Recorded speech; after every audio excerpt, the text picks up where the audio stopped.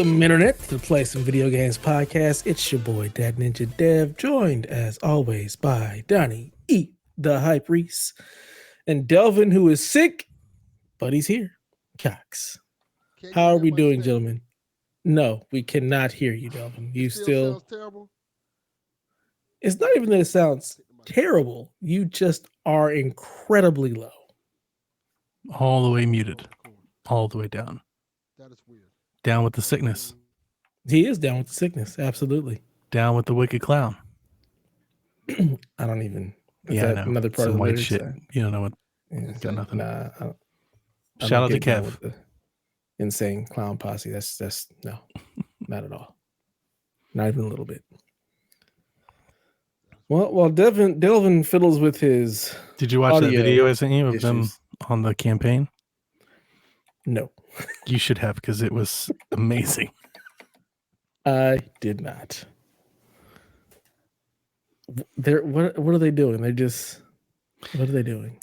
Do you want a little dose of like insane clown posse culture? Sure, why not?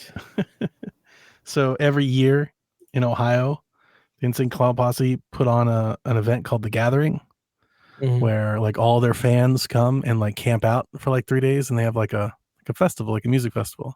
They got these rappers and like these bands that come through, and they usually put on like a wrestling show and all of it, and like girls walk with their titties out, and they were just dressed up like clowns. You know, it is literally exactly what you think it is, right?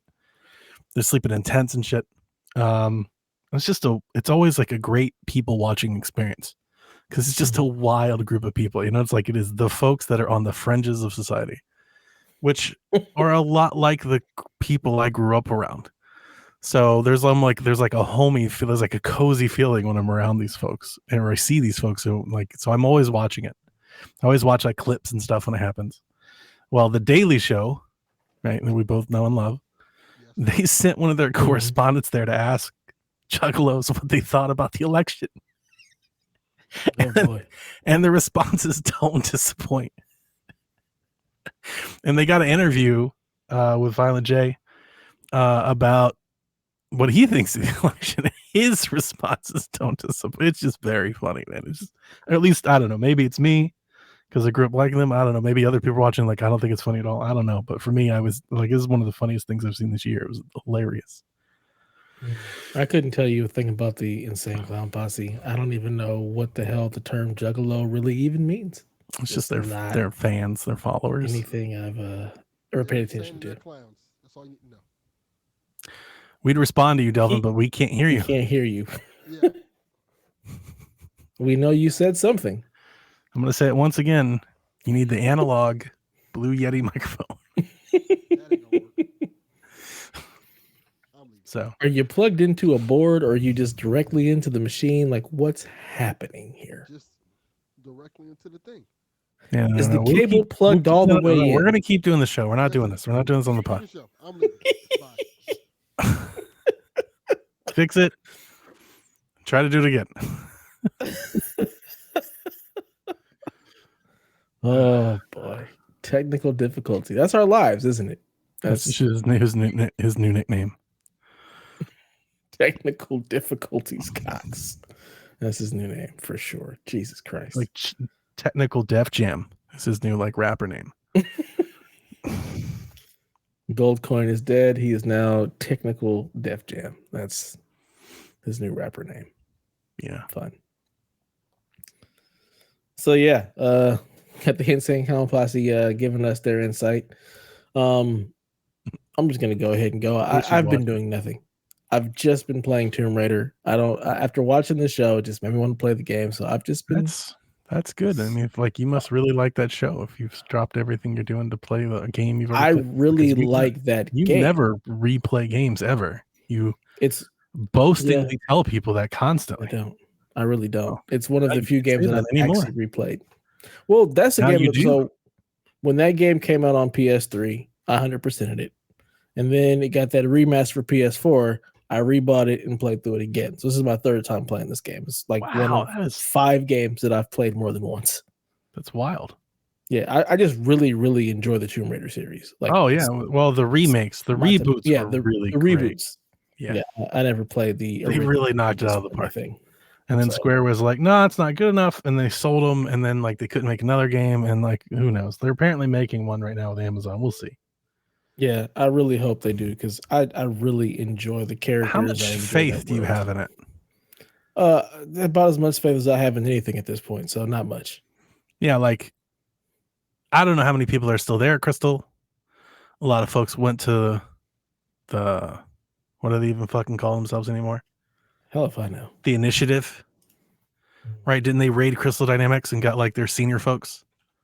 I don't know. I don't pay attention to any of that. I feel like everybody's. When's the last time always Crystal moving. released a game? Let's see. So didn't Naughty Dog hired some Crystal Dynamics folks? Didn't like Call of Duty hired some Crystal Dynamics? Like, I feel like the only thing I've heard from Crystal Dynamics in the last 6 years is other people hiring them, their people, and Amazon. That's all I've heard from them is them and Amazon. Yeah, it looks like the last that they've done. Avengers. Tomb Raider pack for. Oh yeah, that fucking shit show, Avengers. I forgot all about it. That game. See, that's the sad part. That game was really good. It wasn't though. It was legit. No. Like the story, the combat, the game. What was a good. huge miss then? Because it didn't work. Because they tried to do the stupid Right. like. So then it games didn't of work. service. So it wasn't good then. The base game is really good. Well, it was a huge flop, and it got them sold and It bought. flopped. Probably, yeah. It totally flopped because they were chasing the trends, and they're working on Perfect Dark. We saw that piece. They're working on Perfect Dark. I forgot about that. With guess who? Their old employees at the Initiative. So they're at Amazon Games. They're working on a Tomb Raider game. And yeah, I can't tell you if I like, at least until we see it. Maybe when we see it, maybe it'll change my mind. But until we see it and I get some hopium injected in my veins, anytime I hear Crystal Dynamics, I just think like Suicide Squad. I'm just like, this isn't going to go well. It's like, it's just in the water. I'm like, I don't know, man. Are they still working on the Tomb Raider, or did that? No. That's been confirmed. They've went on record many times. They are working on an unannounced Tomb Raider game. That's a real thing. Definitely you not Google on it. their website. Oh, but it's like folks have went on record in interviews and stuff. Either way, I'll pull it. I don't really care. It doesn't matter. I don't care who does what. I don't care what studios or none of that shit means a thing to me. I don't really care. Whatever the game is, if I see it and I like it or it looks cool, I'm gonna play. I hope it's good, because I'm with you. I liked that trilogy a lot. I didn't like the last one as much as the first two. I think the middle one, was it Rise? Rise. Yeah. That was my shit. I was like, this is dope. I mean, right? Most people. It was like the middle was always the best. The first one was like, we're gonna make it like an Uncharted game, and I was like, great, this is great. But it also was like, just like, I don't want to say basic because I don't want to like demean it. It just like wasn't up to that level. And then Rise, I was like, oh no, this is it. See, I disagree. I think for me, it's better than Uncharted. Amazon Games I appreciate and Crystal Dynamics strike deal to develop and publish the next major entry in the Tomb Raider series, 2022. So Amazon, it's not Crystal, it's Amazon. It's Amazon Games, which means it's going to probably fail. Right? Like they haven't done anything positive. I can't. I don't know why, but I have no good. I hope I eat these words, but like since they've announced them, like this isn't going to go well. Yeah, I have very, very little faith. I will continue to play the trilogy and there's no reason to think that it's Crystal. Like we don't know the people, but it's the same studio. It's Amazon. But they should have all the money to give Crystal like make whatever game they want. Like here, just make it the best Tomb Raider game you ever could. When's the but last why don't time we have Amazon faith? Did anything good? That's why. They haven't done Amazon. What was that game they started that like Gabe was in? That they canceled like a couple. They concorded it. It's the first Concord. Right. Yeah, it kind of was like the first game. Like they were like, it's the new thing. Like, and everybody was like, but it's not though. And they're unreleased. Forget about that. That didn't happen. Yeah. Yeah. So based on that, and that MMO that they had that didn't do well, I have what was that like New faith. Dawn, New World, New something Earth like or that. something? New World, something like that. But people were playing it for a minute and then it just fell off. And yeah, I have no faith. I'm gonna play this trilogy and be excited about that. Since they've announced it, that's kind of where I've been. I'm like, oh man, not Tomb Raider. Because I remember when they announced it and they got sold, I was like, man, come on, Xbox. What are you doing? You're buying everybody but them. Like, They tried that already. Here's the crazy thing. Listen, they hired half of that studio. Like, you paid for the people, just buy the IP. Like it was right there for the taking. And they were like, nah, we're not gonna do that. We tried that road, it backfired. We don't want to apparently do it I don't think that's it. Apparently, I know folks don't want to hear it, and I know it's been long determined, but I honestly think the numbers are probably true. Based on the amount of effort it took to make that trilogy, it doesn't seem like it was all that fruitful. And I don't remember the numbers exactly offhand, but I remember we did like a deep analysis when they got sold. Like, I want to say they said like they barely broke even. They made like a 10% profit on that entire trilogy. And you think about the amount of money it took to make those games, and it's like, that's not enough. Like, you're just so razor thin at that point, you know? I mean, all I remember is that it was Square Enix at the time, and Square Enix is that's what everybody remembers. But I remember one of the folks from the studio went on record and was like, yeah, it just wasn't that profitable because they sold so many copies of that game on a discount. You know, they sold so many $20 and $15. Like, you could get that trilogy for like $10 last year. You know, so like they have a lot of copies sold, but like how much money did they make? And, you know, if you're like making $300 million bets, like you're probably looking for a little bit more money than that on the back end. Now, to me, that screams Microsoft, Amazon. Like, they got all the money in the world. Who gives a shit? Like, just make a cool game and let that game make you money on the other end. Let that game make you Luna money or Game Pass money or console money or controller money. Like, there's more to a game than just units sold, revenue generated. You know, maybe somebody buys an Xbox because of Tomb Raider, and then they buy 3 other games, and that's money Tomb Raider help you make. You know, to me, Tomb Raider is a game like that. Tomb Raider is a game I like would that. think so. I don't care if you take a huge loss; it's worth it. I think they tried that when they bought the rights to Rise of Tomb Raider. Yeah, and that went Xbox terribly wrong. and it didn't move anything. So it's like, well, our core clearly doesn't want this. But so now they're going completely third party, and you could have a Tomb Raider game that's everywhere. What's the problem? That's true. Anyway, I'm glad you're enjoying Tomb Raider. Which one are you playing? The OG, the first one? Yeah, that was really good. It was really good. I love it. I love I do too. The combat, the upgrade system. I love the cast of characters. I love the story. It's exactly what I was looking for and what I needed at this time to get into. So I'm having a damn good time.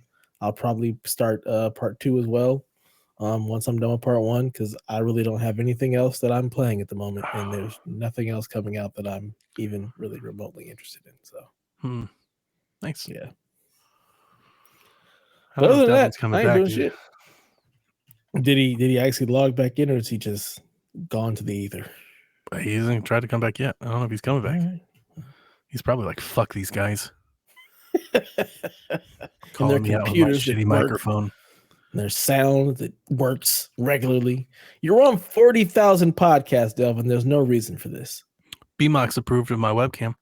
What do you think? It's a little grainy, but it's my $23 webcam from China. China. It works. That's all that really matters.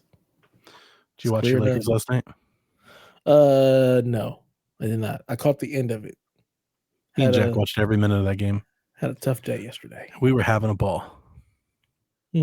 Making fun of all the white kids on the Lakers. They're coming off the bench. We got Westside Neck. We got So one of the announcers, is Austin it Neck? Reeves.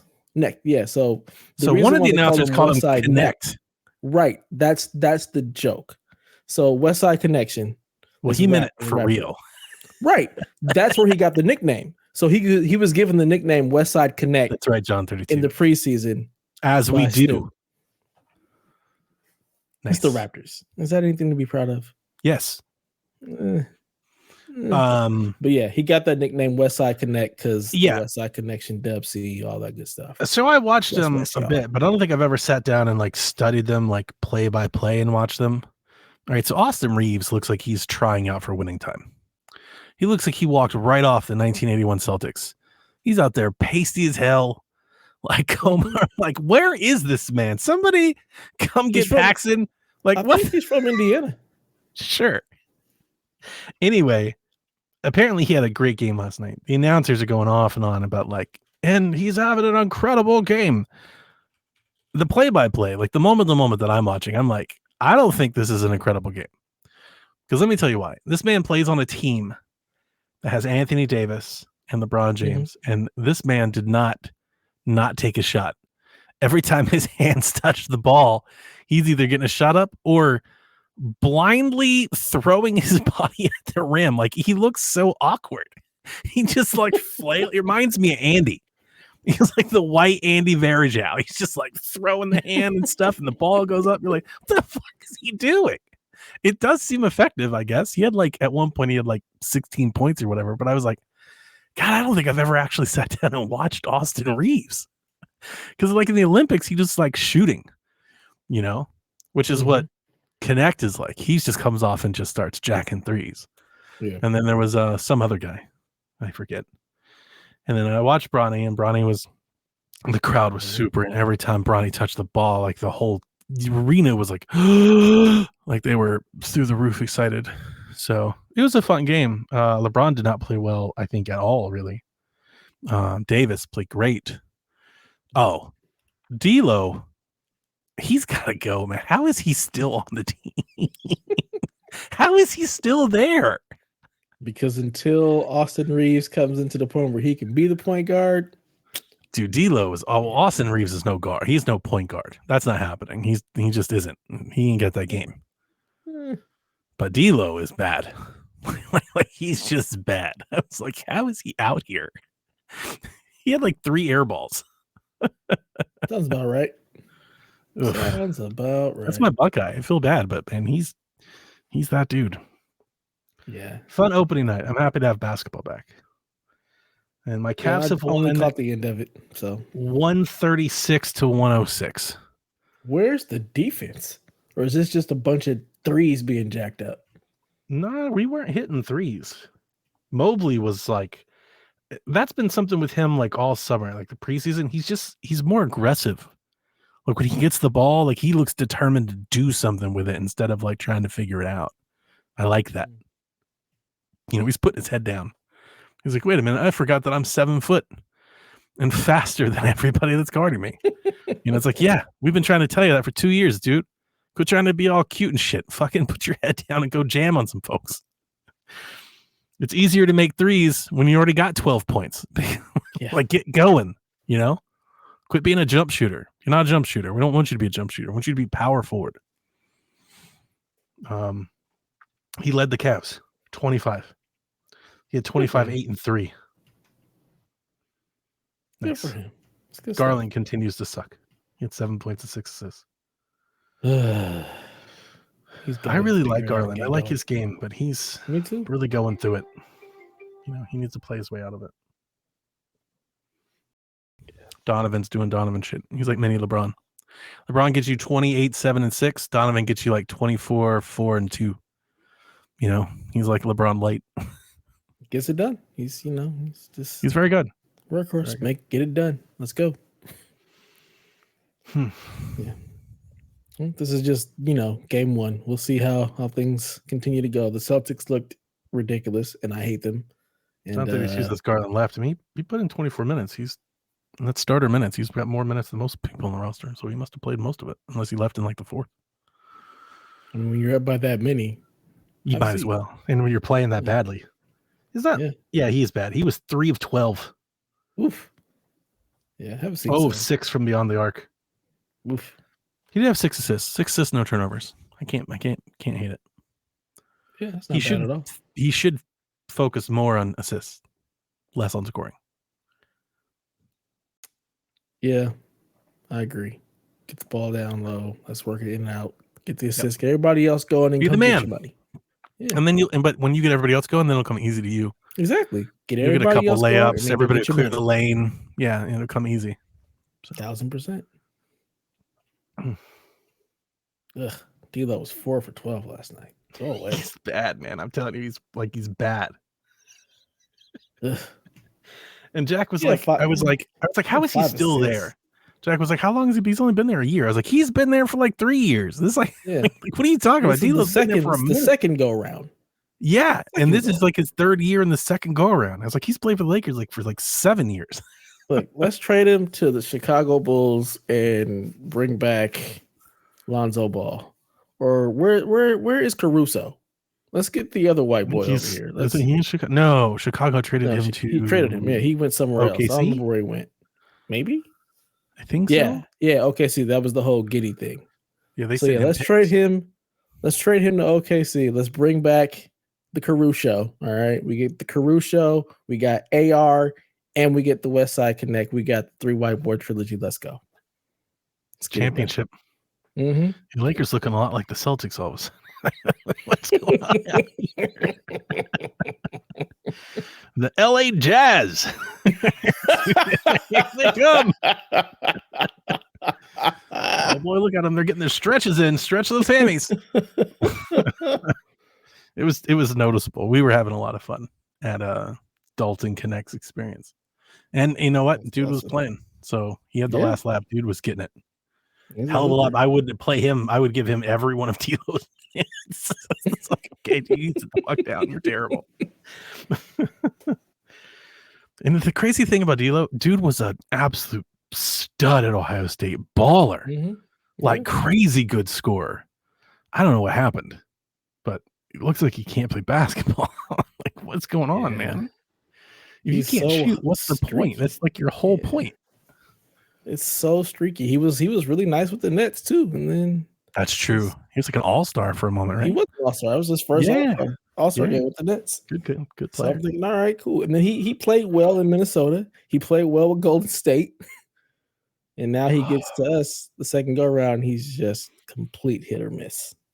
You never know what's gonna happen with him on the floor. But Anyway, we'll see. I'm having a shitty week. Sorry to I hear ain't that. played Oh, a my. goddamn thing. I played NCAA. That's There what you I've go. done. That's my video gaming. I played 3 comfort games food of right college there. football. I restarted my league because I didn't know what was going on anymore. I was like, it's been so long. I'm just going to restart it. That's always fun. I started over with UTSA Roadrunners. The who? The Roadrunners. University of Texas San Antonio. Wow. Sounds Conference USA Championship. Here I come, baby. They're really good, though. I'm really glad I started with them. They have a McCown at quarterback. It's got to be like Luke McCown's little brother or something, second cousin. They got sweet uniforms. I didn't even know. I was like, this is a university I can actually get behind. Obviously, Yeah, I there love it the is. Roadrunner tie-in, but still, though, even outside of that, like everything's popping. They play in the school dome. They have blue and orange. I'm like, this is okay. Everything's here. coming up, Downey. Yeah, I'm here. This is good. This is my kind of speed. You want to talk? You want to give me like some therapy? Sure. Let's go for it. Because I'm fucking having a time at work. You know, I haven't drank in like weeks. And that's today. I was like, It's time. we're making a stop on the way home. Like, fuck this shit. Oh, man. Who do we got to murder? My entire IT department. Oh, shit. I've my job, as I was yelling at my boss, my job has turned into IT guy. And it's driving me fucking mad. Every day for the last 10 days, I start my day. I come in with somebody bringing their computer to me going, Donnie, my computer doesn't work. And I'm like, I'm going to throw you and your computer out in the damn river if you don't take your ass back to your cubicle and put in a ticket. I'm not the IT boy. I have my own job with my own responsibilities that I need to do. I can't be sitting here babysitting your computers all day. How did this happen? We just went through a refresh. Mhm. So we have brand new machines. Mhm. This refresh has taken like 3 months. We got like 3 new computers like 2.5 months ago. And then the week before last, we got like 40. We got like the big batch of them. So after the ransomware, everything, they lock and done everything. Got all kinds of appliances, all kinds of shit that they deploy. Have you ever heard of CyberArk? Nope. CyberArk is the bane of my existence. CyberArk like- is some appliance, some security utility that scans the network for machine names, and automatically, that's like the new thing. Our IT department is trying to automate everything. So nobody actually does anything. They all have tools that do things. And when the tools don't do things correctly, nobody knows what to do because nobody does things anymore. Like nobody fixes anything. To get a member of the endpoint team to come to you and physically put hands on something, it's like an act of God. You've got to sit 10 tickets. So for the last 2 months, on these 3 test machines, I've been going back and forth, because the way this is supposed to work, I no longer have like an admin account that I can install anything on any of my machines. Oh, see, that's unfortunate. I can't install drivers. I can't change power settings. So we have all these laptops. We run an emergency operations center. We have all these displays on the wall that we put things on, the things that I build. We put things on so people can see them. Every computer goes to sleep in 5 minutes. Can't change it. Requires a system admin to change it. See, that's that bullshit. They need to create a GPO that allows you to put those machines into that group that don't have the shutdown or the standby.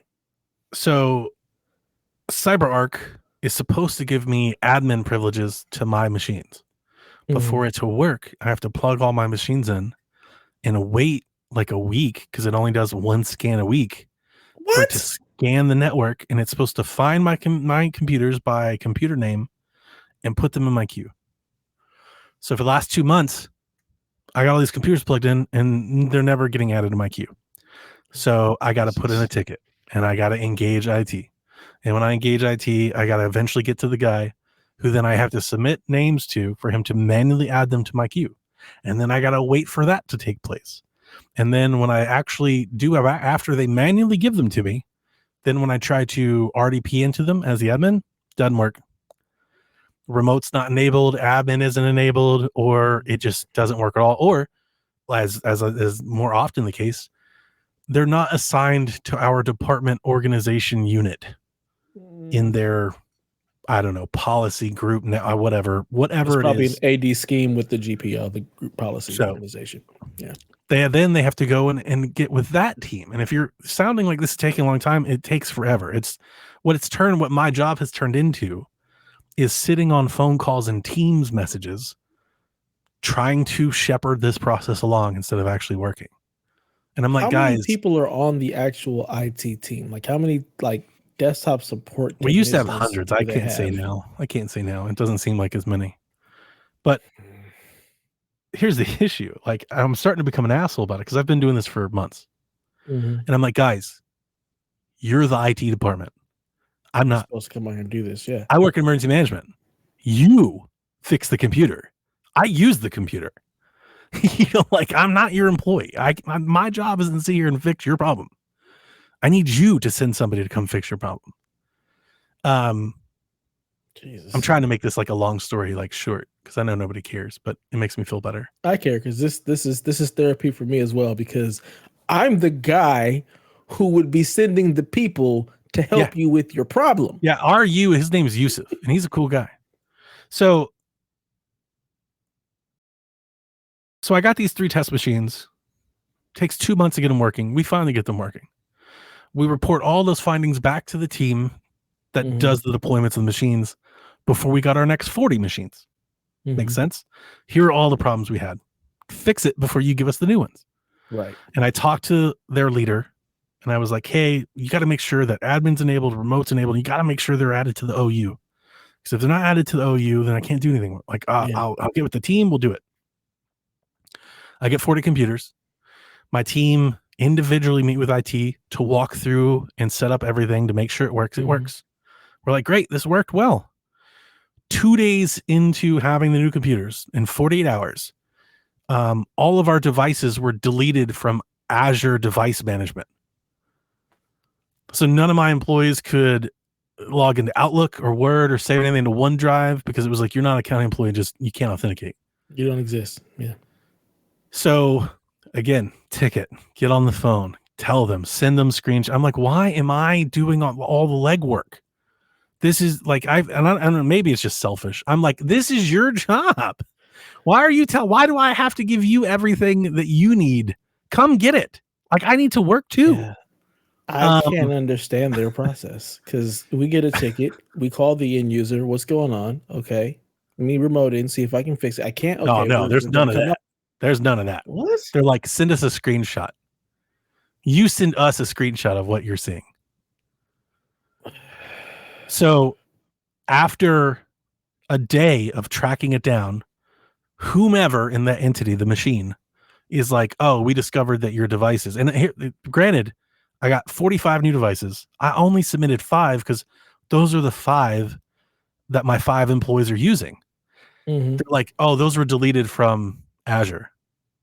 And I'm like, why? And they're like, oh, we don't know.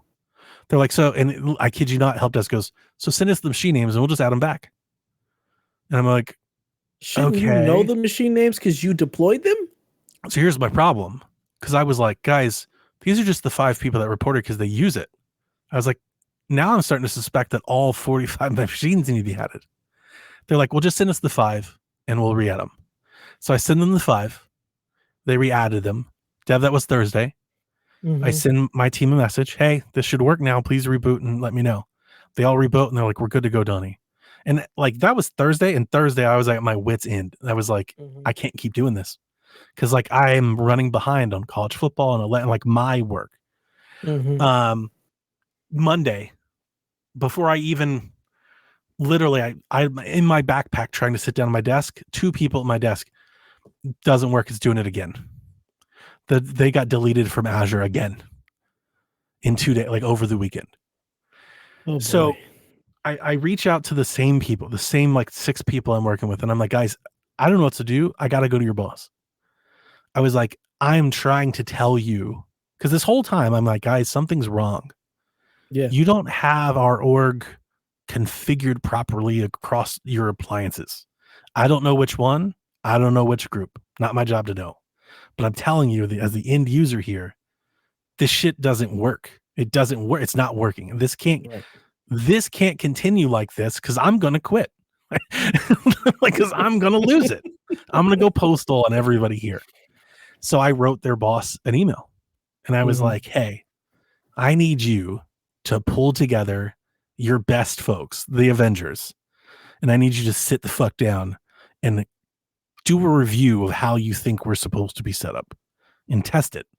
Because, and it was a very good email. It was nice. And you've seen how analytical I can be. I broke every issue down into like different paragraphs, different bullet point. He literally went to the people that deploy the machines, like the lowest of the tier. And he was like, you fucked up their deployment, fix it. So then the people that I got to work with, like the people that actually help, now they're mad at me. So then they called me and they're like, I can't believe you did that. Why didn't you just call me? I'm like, whoa, what happened? And they're like, I'm like, that's not what happened at all. And I sent them my email, like to their boss, like, no, here's my email. I was like, I'm trying to tell your boss that there are bigger global macro issues at work. Absolutely. I can send you machine names to add to Azure. The problem is I'm going to have to do it again next week and the week after. And again, I'm trying to fix that, which is blowing my mind and frustrating me because in my head, I'm like, you should be trying to fix that. Why am I trying to fix the root of the problem? And why are you like, we'll just add the name? Yeah, if something got deleted from Azure, something's wrong because it shouldn't just get deleted. And I told them, I was like, I know you don't have an employee over there that has a vendetta against me deleting our machines. I know that's not the case. It's automatically happening. There's a script in the background. There's some cleanup process, some offline, some threshold that we're not, some setting that you didn't check. And it's driving me fucking mad. I can't do anything, you know? Yeah. And it's been my whole week and this week and today it just ramped up like a million times. This is why I hate automation tools. This is why I cannot stand them because we try to put in these things to automate all these processes to work. To get rid of the people that do it And then then the they break. automation process breaks, and now there's nobody And- there to fix it. Yeah, and nobody knows what happened because it's Nope. an automation tool and it just did something. Nah, man, I can't stand that. I can't You wanna know, stand that. in the midst of all this, 30 days ago, I got an email from my servers, an automated email. Mhm. Your security certificates are about to expire. Oh, that's a problem. So I sent that to the infrastructure team. Mhm. Hey guys, the certs are about to expire. I need you to Renew redo them. certs. Renew my certs. They were like, Donnie, let us know when you did that. And come again? What? Huh? That's I Let us sent know when you the- publish the certs. No, I don't do that. I've never done that. I've worked here. I sent that to you to do. I've worked here for 16 years and I've never once done that. Dev, all fact, I don't know how to do that. I don't even know what the fuck that is. I don't care Yeah. because it's not doesn't apply to me or my app. I don't Mhm. know. I don't know what that is. And they're like, oh, well, since the ransomware, we've changed literally everything. They have a new tool that you have to log into to submit a ticket and a change request and it has to go to a board. I'm like, guys, we have 30 days. Cert? I was like, we have 30 days before my apps stop working publicly because you didn't renew the cert. And here's the other thing. Their IT guy calls. He goes, hey, which server is the cert bad? Because I have a load balance system with multiple servers. I was like, dude, I don't know. I assume it's all of them. He goes, it's not just one of them. I'm like, I don't go log in and find out. I don't understand why they're asking you that. They should You see know why the I'm names having, of the like, servers. This is why I'm drinking. I'm having like an office space Oh moment. my god! Like I'm literally, have dude. We have a team chat, our whole team. At 8:05, one of our employees who just got back sent me a picture of this error message that I've been trying to fix for 3 weeks. Mhm. Like she just got back, and I was like, I'm gonna pull my fucking hair out. She's like, whoa, what happened? I'm like, you don't know. Like, you remember Office Space when he's like, I gotta get out of here. Like, I was right there. I was like, you guys want to get some coffee? I gotta get out of here, man. Like, I gotta go. Like, what the fuck? Oh my god! And I told them, I go, guys, I was like, there's 12 servers. The addition, we basically have like one main server that has like all the bell, it's got all the configuration, all the horsepower. The other servers are just thread processors because the application doesn't support multiple thread processing. That's really like my whole installation. Okay. It sits behind a firewall that is load balanced. And I was like, and this is just my institutional knowledge from working with all these people for years. And I told them, I go, guys, I think the cert is on the domain, like on the Barracuda for all of them. And they're like, no, Donnie, it's on every server. I'm like, okay, well, I don't fucking know. You guys go figure it out. A week later, they came back and they're like, hey, Douglas, we need to engage the firewall team because it's a cert on the Barracuda that for all the servers. Yeah, that's typically how that works. I was like, they should have some kind of calendar that says when certs are going to expire. They do. They It's can when it renew them emails me. That's their within 30 calendar. days.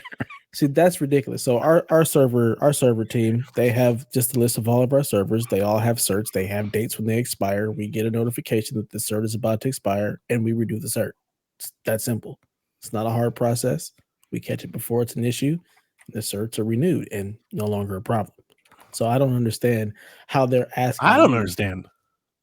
What server? Like, how do you're the IT team. How do you not know this? This is my feeling. This is my great frustration. And my boss, I yelled at my boss this morning. I was like, dude, this can't. I was like, I don't know what happened. I went from the IT liaison and, he's new. So in 911, where he used to be, he had like a person on his team that was the IT person. Yeah. That would he would go fix all the dispatch. I was like, dude, I'm not that person. I don't know if that's what you think I am because I do IT stuff. That's not my job. That's a whole job. Yeah. I can't keep doing this. I was like, he was sending me animal control people like they can't print. I'm like, I don't fucking care. That's not my fucking problem. Do? I don't manage the print server. There's 400 IT people in the next building. Go ask one of them. I'm not fucking printer man. What is your ticket system like? I'm so confused. It's easy. You just email the help desk. But my boss, it's like twofold. It's part him because every time there's IT issue, he's like, I'll just take it to Donnie. And most of the time, I actually will just fix it because it's easier. It's faster. I'm like, okay, I'll fix it. But in the last 3 weeks, it's turned into I got people coming to my office at all hours of the day. I'm like, no, I have work to do. You know, like I can't keep doing this. Call the help desk. Yeah, see, So what I told him this morning, I was like, dude, I was like, I'm going to write the director. I was like, because this can't keep happening. I was like, I'm going to quit. Like, I can't keep doing this. You're driving me mad. So before I could write the email, my boss wrote the email, and he has no idea what he's talking about. And he was like, we're having problems with our laptop deployment. So then they go and jump down the poor, like literally the poorest. I don't know how your IT setup. Our folks like in the shop, that image, they're like the lowest of the low. You know, they're on the lowest end of the totem pole. My team does it all. We do the imaging, we do the deployments. Nice. We also take care of all of the help tickets. Well, we have a team that just focuses on new images and new computers. I've been asking for an inventory team because, I feel bad over the last year. I work with these folks. I work with those people more than ever, and I'm like, guys, I tried to protect you. Like, I'm not, and I tell them, like, I would never just go to your boss and tell you did a shitty job. If you did a shitty job, I'd tell you did a shitty job. Like, I know you by your first name. I'll come in your office and be like, what the fuck is this? I was like, that's not what I said. And I had to actually send them the actual email. And they were like, oh, this isn't, I was like, yeah, that's not it at all. I'm not even trying to deal with you.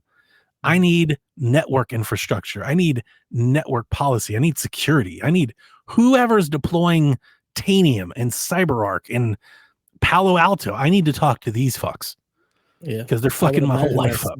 Gotta be the security team. So I have a team of 10 people. Those 10 people are responsible for pretty much all the help desk calls. So I have one person who's answering the phone. So if you call the help desk, he's answering it. I have 4 people. You must be way smaller than that. Our IT department probably has like 500 people in it. Because you're a county. We're just the city. Yeah. I need way more people. This is just desktop support. I run just desktop support. So I've got 10 people. One person I have answering the phone. 4 people that I have actually just doing deployments because we're so far behind in our refresh deployments. Over the last year and a half, we've had to refresh about 1,000 items, and we're still behind by about 300. Delvin's alive. And I think then he just saw us to fuck off, and he like went and watched AEW. That wouldn't surprise me. I've got 2 people that I have working on like public safety, so they handle PD, fire tickets, like help desk tickets, and then I have 2 people that are covering like the city side. So that's anybody else, recreation and parks, city manager's office. They handle those tickets that come in. So I have to run on a team of 10 people to handle all the imaging, all the deployments, all the inventory, all the help desk tickets, all of that stuff. So my 10 people manage all of that. So like with your experience, they would be like, okay, this is emergency management. We got to figure out what the issue is. And that's all I've asked for. To send people over there to find out what's happening. Can we remote into these systems? Like, I started this process. I looked up the date today. It was like August 25th is when I started it. Today was the first day somebody walked into our office and was like, let me see what you're talking about. That's crazy to me. I can't. You make it even funnier. They've replaced. They have a new policy now. Nobody gets desktops anymore. I would love to make that a policy. You have to make a use case. You have to make a special use case to warrant a desktop. So when we submitted our inventory for refresh, we were like, these are all of our machines. We had like, I don't know. I'm just going to pull a number out of my hat. It was like 15 desktops and like 30 laptops. They're like, we're going to replace all these desktops with laptops. And I was like, okay, well, that doesn't work in the EOC because we run. Well, 1, we need more RAM. Like we need better, stronger machines. 2, we need something. They run a long time. We need better cooling. We need desktop. It's like a desktop thing. And they're like, fine, we will give you 3 of these desktops. Right? That was the number 3. I was like, fine, okay, that's good. We'll stay at 3. When I went to go pick up my machines, Dev, they had 11 desktops set aside for us. And I was like, whoa, what happened? How did we? I said, we had a meeting with them. I was like, whoa, what happened? They're like, what do you mean? I was like, you said we're only getting 3. They're like, you had 11 on your sheet. I was like, yeah. And then we sat down and reviewed it, and you said we weren't getting 11. We're only getting 3. And they're like, so do you want us to take them back and change the laptops? I was like, well, I mean, that's up to you. You told us that we couldn't have them. I was like, so we're expecting laptops now. So they go, okay, we'll go back. So in the midst of it, it's like same day, one of my employees goes, hey, I got these AV racks at the warehouse. We could actually use a couple extra desktops.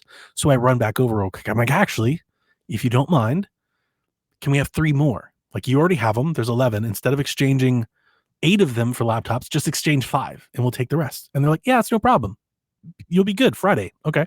Friday, they did my equipment. No desktops. None. None. What? They took all of them and tried to replace them with laptops. And then I was like, no, guys, we need the 3. At least we need the 3. I had to get on a call with their boss was like, Donnie, I don't understand why it's so difficult with you. I'm like, me? We had a meeting. We discussed this. How does it go from I need this many desktops, but wait, let me get 3 more to now it's all laptops? Yeah, I don't, dude. That's what when I say like the lowest of the low, I don't mean like people. I mean like they're the low. Like you're working. I get it. You know, and I'm just like, okay, whatever. I was like, and so I was like, no, I need 3 desktops, and you know, because we run multiple displays and everything, like we need the good desktops. So we got 3 towers, 32 gigs of RAM, 13th Gen i7. I'm like, perfect. Nice. These are great. That's what, nice. Hey, there we go. And then I took one and put it in my office. And then when she came by today, she was like, wait a minute, I thought those were the EOC. I was like, it was. The 2 in the EOC and the 1 in my office. I was like, because I'm a coder and a server manager and I need a desktop. And I'm not going to sit here and try to make a special case or explain to you. You need to give me a desktop, and that needs to be end of it. Oh my God, it's so frustrating. So I create the specs for all of our workstations. And I'm like, when I got there, they had all of like our CAD people working on all-in-one machines. No dedicated graphics, 8 gigs of RAM. I'm like, how these people can't even do their work. What are you doing? So I've created like a high-end spec for people who actually do CAD and things of that nature. So I send out, I'm working on the process of sending out an email. Here, these are your machines that you have. This is what we're going to be refreshing. Do you want to upgrade any of these to laptops? Do you want to replace desktop laptop? Do you need anybody who needs a high-end laptop or a high-end desktop? Because it's not for me to determine what you need. You tell me what you need, and if you can afford it, we'll buy it. Like, it's that simple. Yeah, it's different. These are your options. The way we're set up is IT buys it. It's their budget. Yeah, it's so that's why you portion of it. They're like trying to suppress it as much as possible because we don't pay for it. It comes out of they are given money to do this. Yeah, so we have a certain portion of that, but then we charge you. There's a rental. Dude, I liked it before we were a county department. We had our own budget line and we bought our own stuff. Yeah, and I'm like, just go back. That's like how we do it. And now everybody always asks. They go, Donnie, why do you have 70 Chromebooks for the EOC? And I'm like, have you fucking tried to work with you? This is why. Donnie has his own little ecosystem that you don't touch, that you don't manage, that I know will work when I need it to work. You know? Jeez. Nightmare. It's been a nightmare. And I realize I'm looking at the clock and we've been on for like 49 minutes. And whatever. You know what? It's our show. It's PSVG. Yeah, it is our show, but I don't think people like subscribe for this. You know, I feel bad. I would disagree. I think people like when we just kind of talk about our lives and the weird stuff that we deal with. One of my coworkers actually, Eric, was listening to the show and he was telling me he was dying laughing. He thinks Delvin is hilarious. Delvin is hilarious, and apparently he's trying to work his way back on, guys. He'll get here eventually, but they listen and you know they're the IT crowd, so this type of stuff is right up their alley. Yeah. So I'm sorry that your IT team is what it is. Mine, that Matrox card that we have, very different. Remember that Matrox card you helped me spec a long time ago? Yeah. It's got 8 display ports on it. Yeah, we can't use it because I can't run this driver for the machine. And we got and Yusuf, system admin, I was like, dude, you could help me a whole lot if you could just come run this driver and I'll fix everything else next week. He couldn't run the driver. What? He admin in, it tried to, and it just like it looks like a prompt popped up. You get like that kind of faded look, but there's no prompt and nothing. It just sits there. And I'm like, now I don't know what to do. What else are you guys running? 10. I know 11. No, 11. 11. So we're going to 11. Everything I'm pushing out is all 11 right now. We're not by 10. It's bad, man. It just sucks. Oh, man. My life just sucks. It's just been a bad office space week. It really is. I came home and I didn't get home until like 7 because of all this. I came home and I just sit there and I'm like, fucking I don't even want to eat, man. Just give me a drink. You know, I just feel battered. I'm just like, oh. 1000%. And our news reflects it. I've barely done any news. Like I don't really know a whole lot about our news. I haven't had a whole lot of time to really dig into anything. You know? Yeah. There you go. Can you There hear he is. It's hilarious that you started with the mute. I was like, Yeah. now we can't hear this motherfucker at all. me? Yeah. There we go. Welcome back, Delvin. We've been delaying the show until your arrival, apparently. Yeah. Oh, okay. Apparently. Just talking IT stuff while you fixed your IT stuff. Oh yeah. This fucking. See, it was the Shure mic. You know how they have the settings and they reset themselves and shit like that. I don't. Update. I don't know anything Okay. about what you're talking about. Nope. I Not can even a little explain bit. this in layman terms. Essentially, Shure has 2 programs for its mic. One is That's the new one. Too many. Yeah, one is the new one, which is fucking terrible because they don't like update the old one anymore. The old one works perfectly. So what happened was my mic tried to update the new one, and it cut everything the fuck off. You just popped our ratings. We had like 4 people join. People in chat. Wow. You're like CM Punk's return. Look in my eyes. What do you see? Oh man. Everybody's talking now all of a sudden. My microphone has 0 programs. There's nothing to it. It's all the dial and buttons on the microphone. That's it. That's not bad. It's pretty nice. I've been trying to tell you about it for like 5 years. It's probably what you need. I have a whole different setup, but that's dev life. And I'm that's trying to dev tell life, you, yeah. you don't need dev life. You need Donnie life. You need analog. Donnie likes analog. Yeah, well, it's not bad. Dude, I'm not gonna lie to you. The older I get, the more I'm into this shit. Like, I love the Jetta because it has buttons. Just Like, I'm simple so setup. anti like AI. Like, I'm like so becoming that guy. I'm like, dude, if y'all don't give me my Walkman back, like, I fucking hate this shit. Pretty It's soon all AI bad. is just gonna be all over, and the Terminator's gonna take. We're all gonna be dead. We saw this. Well, Yeah, this has been foretold. The prophecy was foretold, and people watched that movie and they were like, I'm going to spend the next 45 years making this shit come trying true. to make this bitch real. Yeah. Yeah. it's real simple.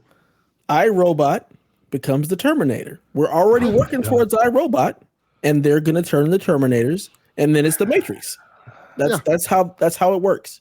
Dev will be fine because they'll have him like maintenance the robots or some shit like that. Yeah. Like hell. I'm You'll be saying there. I'm coding and putting in viruses. You're gonna be Miles Dyson. I'm fucked because I'm dumb. The one time You will die dumbest- first. You'll die first in the technology overload. Yeah. Immediately. I'll be the first. Dev's one more like Morpheus. there. Yeah. He's going to be like, I don't know when it happened, but at some point, he blacked out the sky. Yeah. Like, what the fuck, Dev? I'm gonna be fucked. I'm trying, Haley. I'm trying. That's what I'm waiting for. Me and Chaffee are gonna be fucked. Waiting to fuck them robots. Oh yeah. now that's a future I can look forward to. Fucking them robots. That should be their whole goal with everything. Not all this other shit like, hey, we can have your robot walk your dog. Hey, we don't need music anymore because we've got the AI. We don't need artists anymore. It's like, no. That's not what we're looking for. We don't need any of that shit. Just tell me how to fuck this thing. Make it hot so we can Jesus. That's it. All this extra stuff y'all doing, we don't care about. Keep all that shit. To bring it back to games. That's quickly, okay. or not quickly, but to bring it back to games, to get off the IT stuff. I have not played a lot. I have bought a shit ton of stuff. I have to. The analog 3D has taken all my money. All of it. I got the pre-order. It wasn't hard. They're still up. You can get one now. Rebecca had me worried that I was going to be fighting bots trying to get a fucking pre-order. I heard that. I walked right in, ordered that mother, and checked right out. Crazy thing about that, and we'll talk about this on Shack with her, the white sold out. The white analog 3D system is gone. It has been gone since like an hour after it went live. The black system the whole time has been available. That doesn't surprise me at all. White The console. white system, I think, is ugly. Like the controller, like it's all like, oh. People love the white stuff, man. When I heard y'all talking about that, I was like, the white one's going to sell out. Rob is all about the white. Like, I know, like, I was talking to Rebecca. Rebecca was like, you're going to have to get the white one because the black's going to sell it like instantly. Like, all the bots are going to get them. And I checked right out. I had no problem. But I'm super excited for this thing, and it has lit a fire in me. I bought that. I bought 4 controllers for it. I bought ROM hack games because I want to play new games on my new system when it arrives. I bought a brand new Zelda game from some group of folks that made a Zelda game. I bought all the Pokemon games on N64, like on the cartridge. I bought Smash Remix. If you guys have ever heard of it, there's a ROM hack for Smash where they added a bunch of new stuff in and a bunch of new characters. Like I bought all that. I spent hundreds of, like, I have obliterated my video gaming budget for a fucking N64. Like just obliterated the whole thing. I've spent hundreds. I bought a new wireless controller. I got a gold one to go with my gold Switch Lite and my gold Pro controllers. Like I was like, I want it all. I don't know when it's going to ship, but it's going to be a glorious day someday in 2025. Retail therapy, baby. That's, you understand exactly where my week has been. I was like, I'm buying some shit to make myself feel better. Because the real reality is so bleak. I just want to go back in my basement with my N64 and be left the fuck alone. I want to go back in time. Leave me alone. John 32. Give me the Doritos and the Mountain Dew. I bought 4 wired Retro Fighter controllers and 2 wireless controllers. The wired ones are like, it's for the aesthetic.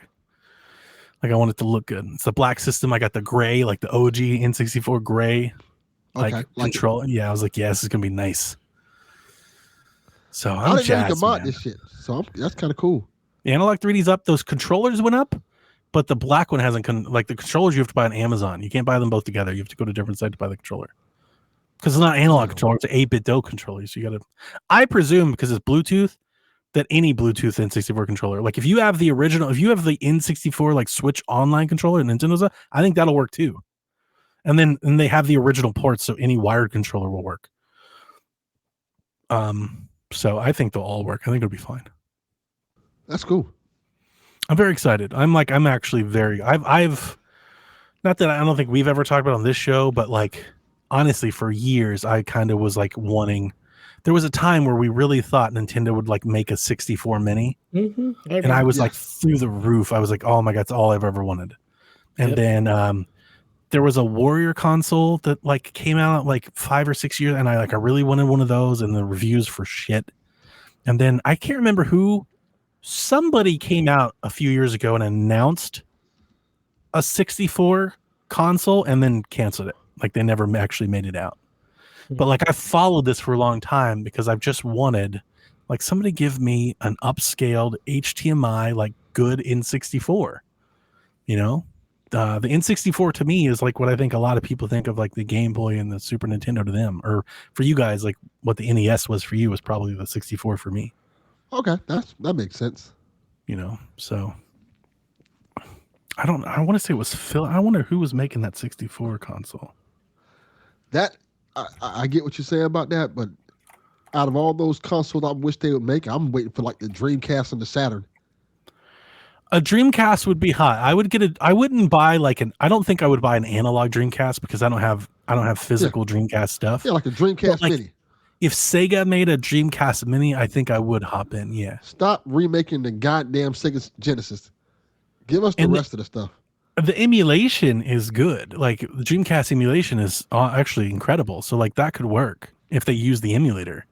But that's like the thing with analog is that it's not emulation. This is legit hardware. Yeah, you gotta have discs and stuff. Yeah. And I forget what they use. It's like FPGA or something like that. You can't do PS2 and stuff with that because it gets real expensive. Okay. So this is kind of like they're at kind of like the limit. Like they could maybe do like a GBA, but like I would love a PS2 like this, an analog PS2. I'd be all in on. That'd be cool. I was here, and I think Digital Foundry was talking about it, and I was like, "It's expensive." Just give me a PS2 with like a straight up hard drive on it. Right. I would love that. Yeah. Or if actually like PlayStation would actually have like legit PS2 like support. They put our fucking PS2 games on the store, we could buy them again. That'd be great. I think you can with some of them, but it's few and far between. I know you can do it with like PS1 games. There's certain PS1 games that's on the store that you can buy. Because I know anytime they update on the PlayStation store, and if I already own it, from when I bought it on Yeah. PS3. It No, just I'm with gives you it to me there. for free. Yeah. I can't remember what that console was. I was trying to find it. There was a console a couple years. Somebody was announced that they were making one, and it just never came out. They announced it was like at E3, and like they had a promo, like a prototype, and they're like, "Yeah, we're gonna make one. It's gonna come out next year," and it just never did. Huh? That's weird. Yeah. Yarden asks, "What's the first thing you're slapping at?" I mean, it's gonna be wrestling probably, but I'm not gonna lie to you. These ROM hacks, like I'm about to play a brand new Zelda game for like the first time, and apparently it's really That is good. really I watched cool. some YouTubers talk about it, and they're like, it's really good. So I'm probably gonna jump to that pretty quickly. That is cool.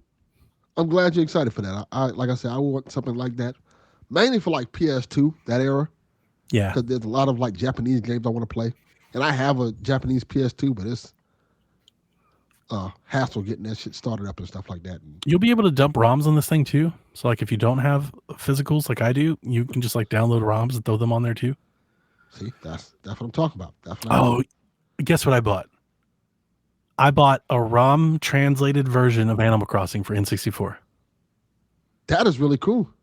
The original Animal Crossing came out on N64 in Japan. It was called Animal Forest. It never came out here. It's the same game as the GameCube game. It's not the exact same, but it's mostly the same game as the one that came on GameCube. But because I'm not sure if you guys know this, there's like a really healthy like ROM hack scene for N64. Like people make their own cartridges. It's really cool. So people translated Animal Crossing for 64 in Japan and made a ROM for it, and then now you can just buy it now. You buy a cartridge, you play the original Animal Crossing. I thought my wife would really kind of dig that. How much did it cost? $23. Well, that's a great price. Some of these games, there's like one of the realm hacks is somebody made like I think it's called Mario Kart Amped. It's Mario Kart 64 with like new characters, new courses, and all that stuff, new music. It's like $70. Wow. I didn't buy that one. Price. Yeah, right. I was like, I'm not gonna buy that one. But yeah, a lot of these things, the Pokemon games, I bought Pokemon Yellow and Gold. I just think they look cool. You can just like take the cartridge, put in 64, and play Pokemon. I was like, that's awesome. And they make the cartridge look good and stuff like that. Yeah, it looks like Pokemon Yellow. It's like the Game Boy cartridge, but 64. I think it's dope. $20. I appreciate that. Yeah. Like I told you guys, I have Dragon Ball cart. Do you guys remember I told you that? About that? I remember talking about that. Somebody modded Mario Kart and has replaced everything with Dragon Ball characters. All the courses of Dragon Ball stuff on them. Me and Jack play all the time. Play Piccolo, Yamcha, and Goku and shit. It's stupid. Throw spirit balls at each other. I'm perplexed at why they never did that. They should have made that game. That's a game that should have been made at one point in time. That's what people are doing that. Like they're making their own stuff. Yarden, I got missing links. What I looked up, and I could be wrong, but what I looked up was Dawn and Dusk is like the least good one. Missing Links is like maybe like the most approachable, like it's good and like it's really good. And then there's another one that people like a lot called Sealed Palace, but apparently Sealed Palace is like kind of cumbersome. You kind of have to find your way through it. And I was like, I don't want any of that. I want something that's like polished and like is Nintendo like. And apparently Missing Links is that one. Okay. So I picked that up and I want to give that a try. Cool. Sounds cool. I'm excited. I am. Well, Delvin, now that you're here, have you played any video games or done anything that you care to talk about other than your broken mic? I played that Kong Survivor Instinct game. Wow. It's awesome, right? No. No. It's a cool concept, and I really enjoy the concept of it. It's not a difficult game. It's a 2.5D Metroidvania, and the whole concept of it is it's fucking stupid. It is really stupid with bad voice acting and everything. It's like really like low budget. But the concept is you're this guy looking for your daughter, and as you're looking for your daughter, you stumble on this guy getting killed who just happens to have this little device that controls Kong. So, yes, yes, Dev. What? That's the look you should give. And what happens is you find a device, and the bad guy's going to be like, "Hey, give that back!" And you for some reason just start fighting these fuckers with no explanation whatsoever. and you're just running around with this device looking for your daughter, quote unquote. And you have to go into certain sky areas where you hear the beacon going off and collect all these like samples. And when you get all 4 of them, Kong will do an action to help progress the game. Like he'll come move some stuff for you or something like that. You can call Kong to help you. But so you don't even really control Kong. You have to get the pieces. The game is not about you controlling Kong. The game is about, the whole plot of the game is it's based off the movies. I think it's based off the first one, right after the first Godzilla Kong movie. Something's wrong with Kong, and he's rampaging through the city. People don't know why. It's like he's under mind control or something like that. So there's certain points in the game where Kong will try to attack you. Those points are pretty cool. Because what it is you'll see Kong come out, he'll throw something at you, and then he'll try to start destroying the building. You have to hide from Kong. Those are pretty cool elements of the game. But after those elements, it's pretty fucking bad. like the rest of the game is not really good at all. There's this one section of the game that's very early. I'm gonna tell you how fucking stupid this is, right? So very early in the game, you get to this section where this building has been destroyed, right? And this white guy, the white guy's the main character. He strolls up on this black kid's house. And the house is essentially just a room. And the kid locked himself in the room because his dad said, "Stay here. I'm going to get help." So your character randomly goes, knocks on this kid's door, and says, "Hey, I'm looking for my daughter." Kid's like, "My dad said, don't let nobody in." "Oh, why don't you come help me look for my daughter?" The kid's like, "No, my dad said don't let nobody in." "Well, okay. If anything, I can come help you find your dad." And the kid's like, "No." This is a real dialogue in the game. Sorry to interrupt you. I found who is in 2020. Hyperkin announced that they were going to make an N64 console. I remember that. And I was like over the moon. I kept sharing articles about it and everything. And like, it looked good. Like people played it. It was hands-on and everything. And then it just, you never heard about it ever again. It just went away. Now I looked this up. Wow. But yeah. So he asked the kid again. And then the kid's like, "No, my dad said don't talk to strangers." He said, and the guy responds, "Oh, you got me there. Just be safe, kid." And then you leave. Why? What kind of sexual predator shit is this? When you're harassing this kid to come with you. Why? Like this is a fucking weird game. And I don't think they meant it that way. It's just like on really the kid to never open the door. He did what he was told. Yes. I don't think they meant it that way. It's just really fucking bad writing. Like it's really bad writing. Like what purpose did that serve? None. I'm assuming that at some point you'll go back to that area because it's a Metroidvania. The further you go out, you can always go back to that area. Mm-hmm. The kid will either be gone or something happens. But I haven't got to that point yet because I don't think I'll be playing. That's a bummer. I wanted to root for that game. But I knew it wasn't going to be like great. It's better than the other Kong game. Take a drink. Take a drink. He said it. Yeah. It's it's better than the other Kong game by far. This game is just low bar. Yeah, this game is just mediocre. That game is terrible. So what is it rate on the Delvin scale? 5. So on an average scale, that's like a 2. Yeah, on the real scale. Delvin's 5 is like a real 2. 2 Dev faces. Yes. But 5 Delvin faces. Yes. Pretty accurate. Wow. Well, I'm sorry that you've had to endure that game. Yeah, I've been playing a lot of stuff though. I'm not. You did that to yourself. Yeah, that's true. This is very true. Now this is actually Donnie's fault because he the one. I didn't know that game existed until Donnie told me about it. Then I got excited. We were all -1 in the hype and all that. You know. We were. And it looked good. It didn't look good. Hang on, let me rephrase. It didn't look good, but it kind of looked like it had like a story that might be worth playing. You know, like a cheap game but with a good story.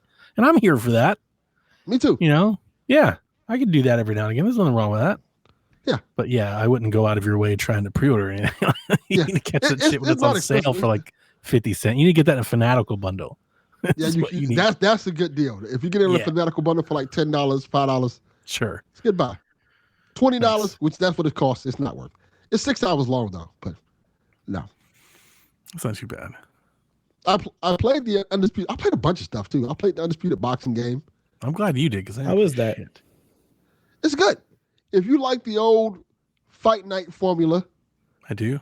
like the original, punch. Oh, with hang the, on. I like Knockout Kings more than Fight Night. Yeah, Fight okay. Night's good. I think it's Knockout Kings because Fight Night is the one we used with the sticks. Fight Night's like the newer one. Yeah, that was the EA hit stick shit, and that's Yeah. not my favorite. Knockout I mean, Kings. it wasn't more or less. always. It wasn't always that. You're right. it wasn't I was always going the same. to specify early Knockout or early Mhm. Fight Night is good. Yes, early Fight Night. But is what I'm like talking Fight Night 4, nah. about. No, like when you use the front four buttons versus the sticks. Yeah, Yes. I Mhm. need the It's the that same jab, feel. the hook, and the cross button. Yeah, It's we're that old. same feel. I need the button masher from boxing. yeah. I'm not trying to move my sticks. Ready to rumble. Just, I want the punch Knockout button. Kings. Yeah.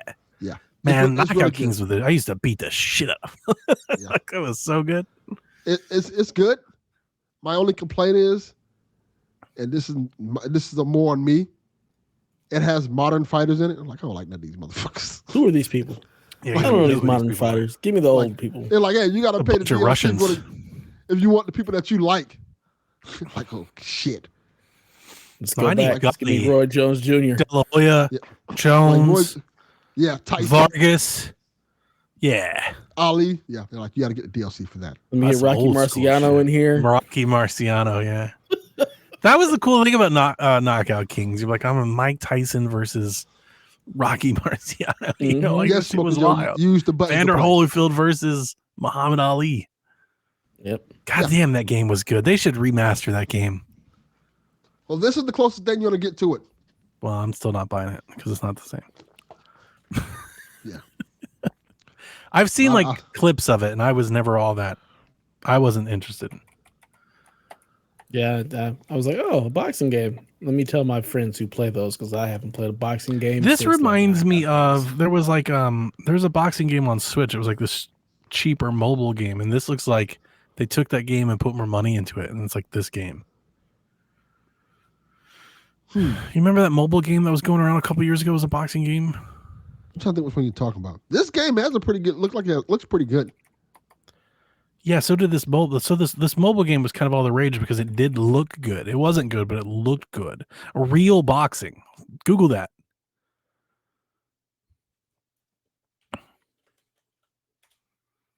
And like when you see side by sides, like screen, like it looks the same. Like I don't know if it's the same at all. Yeah. Like I wouldn't be surprised. I remember this game. Real Boxing 2. Yeah. So when I saw Undisputed, I was like, oh, is that like the same thing? So like the new version of that? No, this is better. $4.99 on Steam.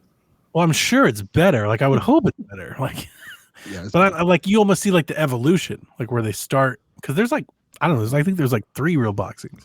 Like I'm not like demeaning. It's a popular game. Like that game had legs for like a small game. That game took off. Yeah, I remember Real Boxing. I think they had Rocky in the game. Yeah, they had like some stuff like they were trying to like they were doing Undisputed. They were trying to bring back like the boxing game.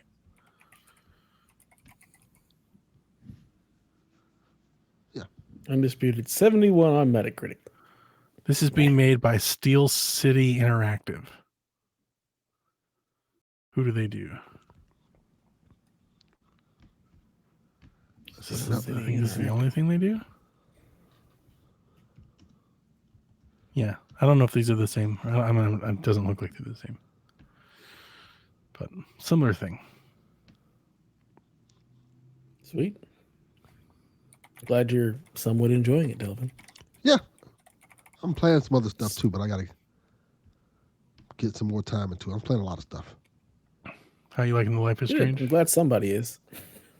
I like what I played so far of it. I got to keep getting deeper into it, and I got to play the Bloomhouse game because that's getting pretty decent reviews.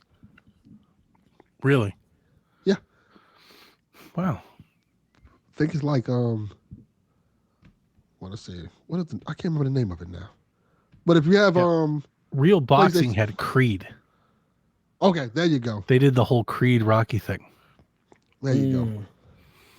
Yeah. If you have PlayStation Plus, there's a trial for that Blumhouse game, and I think. Oh yeah, no, I did see that. Now you've jogged my memory. Yeah, I did see that. It is getting good reviews. It's like in the 80s. Yeah. I'm still gonna play Crow Country first, but like I kind of threw it in the wish list. Like I'll play it one day. Yeah. I'll try it. Yeah, well, if you got PlayStation Plus, you can play it now. Play the whole thing. Yeah, but I don't have any time to play anything right now. Yeah. Play it while I don't, but Haley does. What are games? What are those? I have no We time. don't do that here. Play a video game. All right. Right. It's an hour, and I guess it's time to get to the news. The news, and I'm going to do a bumper because fuck it. Fuck it. Why not? Let's see here. Let's do one we haven't done in a while. You know what? Suck it, YouTube. Terms and conditions. Hey, Don, is that the way you move on the internet? Now read that news. Still loving Sean got there. He got there. He got the note out. And that's so much better than half the people that are singing at the Rock Hall. Good on you, dude. Dude's got pipes. Yeah. Capcom has announced Monster Hunter Wilds will have an open beta test. It's later this month, early access, a week early for PlayStation Plus members on October 28th. Timed exclusive, open beta. Good for them. The most ridiculous shit. There's a controller and PlayStation 5 plates for Those Monster plates are Hunter so Wilds. lazy. I like the plates. I think the controller's kind of lazy, but I do agree with you. It is kind of lazy, but I don't mind them. I mean, if the controller's red, why not make the plates red? Like, come on. See, I'm like the opposite. I like the plate look, so I'm like, why is the controller red? Of course, this would be, how we would see this. Yeah. Like, of course. Like, literally, I had the opposite opinion. I was like, why is the controller red? I was like, why are the plates red? Why are the plates black? Like, come on. Make But it's in Japan, so if you want them and you can't get them, you need to import them. So get on Play Asia or something and go buy them. They're available now. You can buy them right now. The art director at Guerrilla was in an interview this week as Lego Horizons is doing previews, and all the people are putting their stuff up. I'm excited. They had an interview, and I do think it's unfortunate because I read the interview and it was a good interview about Lego Horizons, but the only thing that's coming out of the interview is the following quote. When asked about Killzone, he said, I didn't write his name down, I forget. It's like something Paxton or Paston or Pistache, or I don't remember. We're done with it as a team, is what he said. Speaking to Killzone, we're done with it as a team. As a studio, we need to refresh the palette. It was by choice the opposite of Killzone. I think the themes that this story and the characters represent are relatable for all ages and people, like having a found family of friends and finding your place in the world, much like PSVG. That wasn't the quote. I'm ad-libbing here, but yeah, I think we get it. AKA Killzone wasn't making us money. This bitch is. So we stick. Well, that's for sure. My only real read on this is like, I think that's fine. I think Horizon is way more lucrative and just better than Killzone ever was. And for the folks that are upset that, like, I like Killzone too, but like, let's just call a spade a spade. It wasn't really moving the needle. Now, if you want Killzone to come back, and I kind of do, I think it'd be fine. PlayStation has a shit ton of studios. They have the Concord people and Fire Sprite and all these people. Let them remaster one. I think that's a perfect little project. Take one of these old games, remaster one, and sell that motherfucker. Killzone for $40. Awesome. Killzone remastered. I'll play the shit out of it. Seems fun. Remake the original Killzone. That would be awesome. That'd be great. Yeah, absolutely. And I think it would sell. Color. I think it would actually sell. You remake Killzone and update the graphics and add, like get some multiplayer going. People buy that. Yeah. More people buy that than Concord, and they spend a lot of money doing that. So I don't understand why you wouldn't do this. I think I still have the original Killzone trilogy in plastic. People should play Killzone Shadowfall. If you want somebody to make Killzone, go play Shadowfall. I like. Did you beat Shadowfall? Because most people didn't. Yeah. I did not. I love Shadowfall. Shadowfall's great. Though.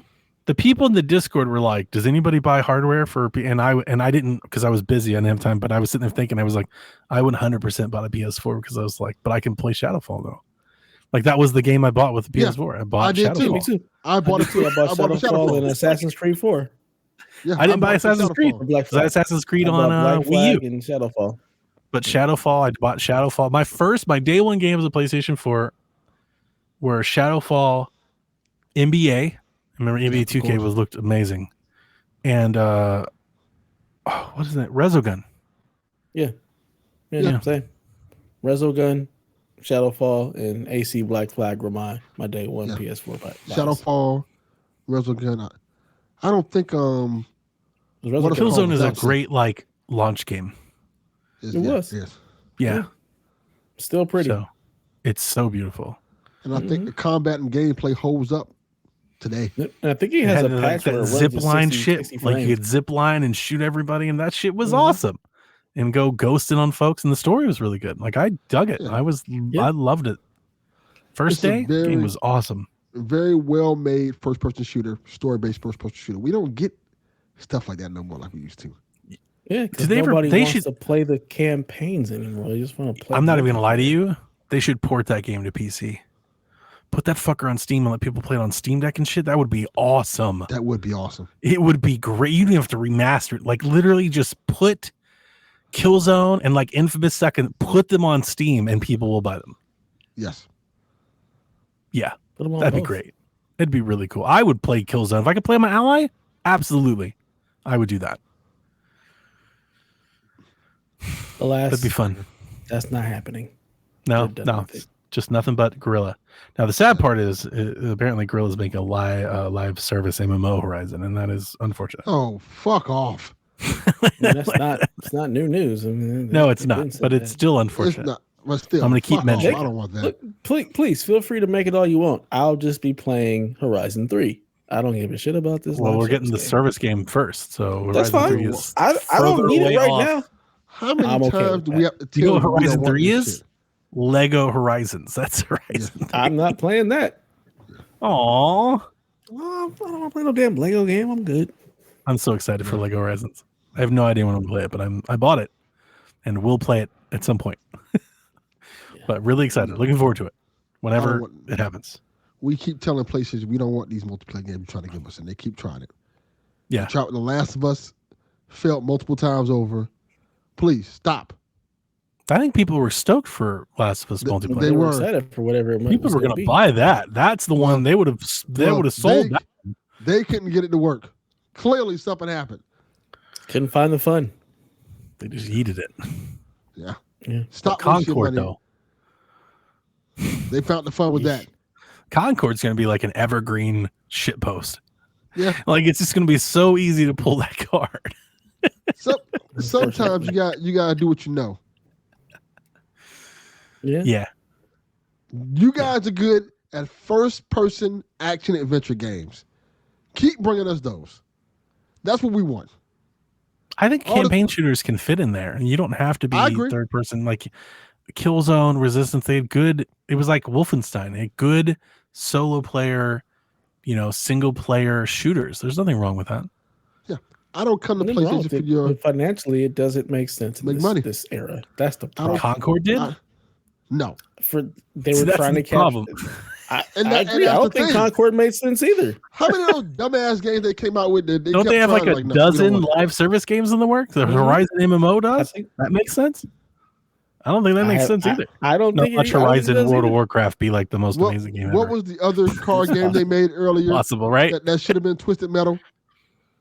Oh, yeah.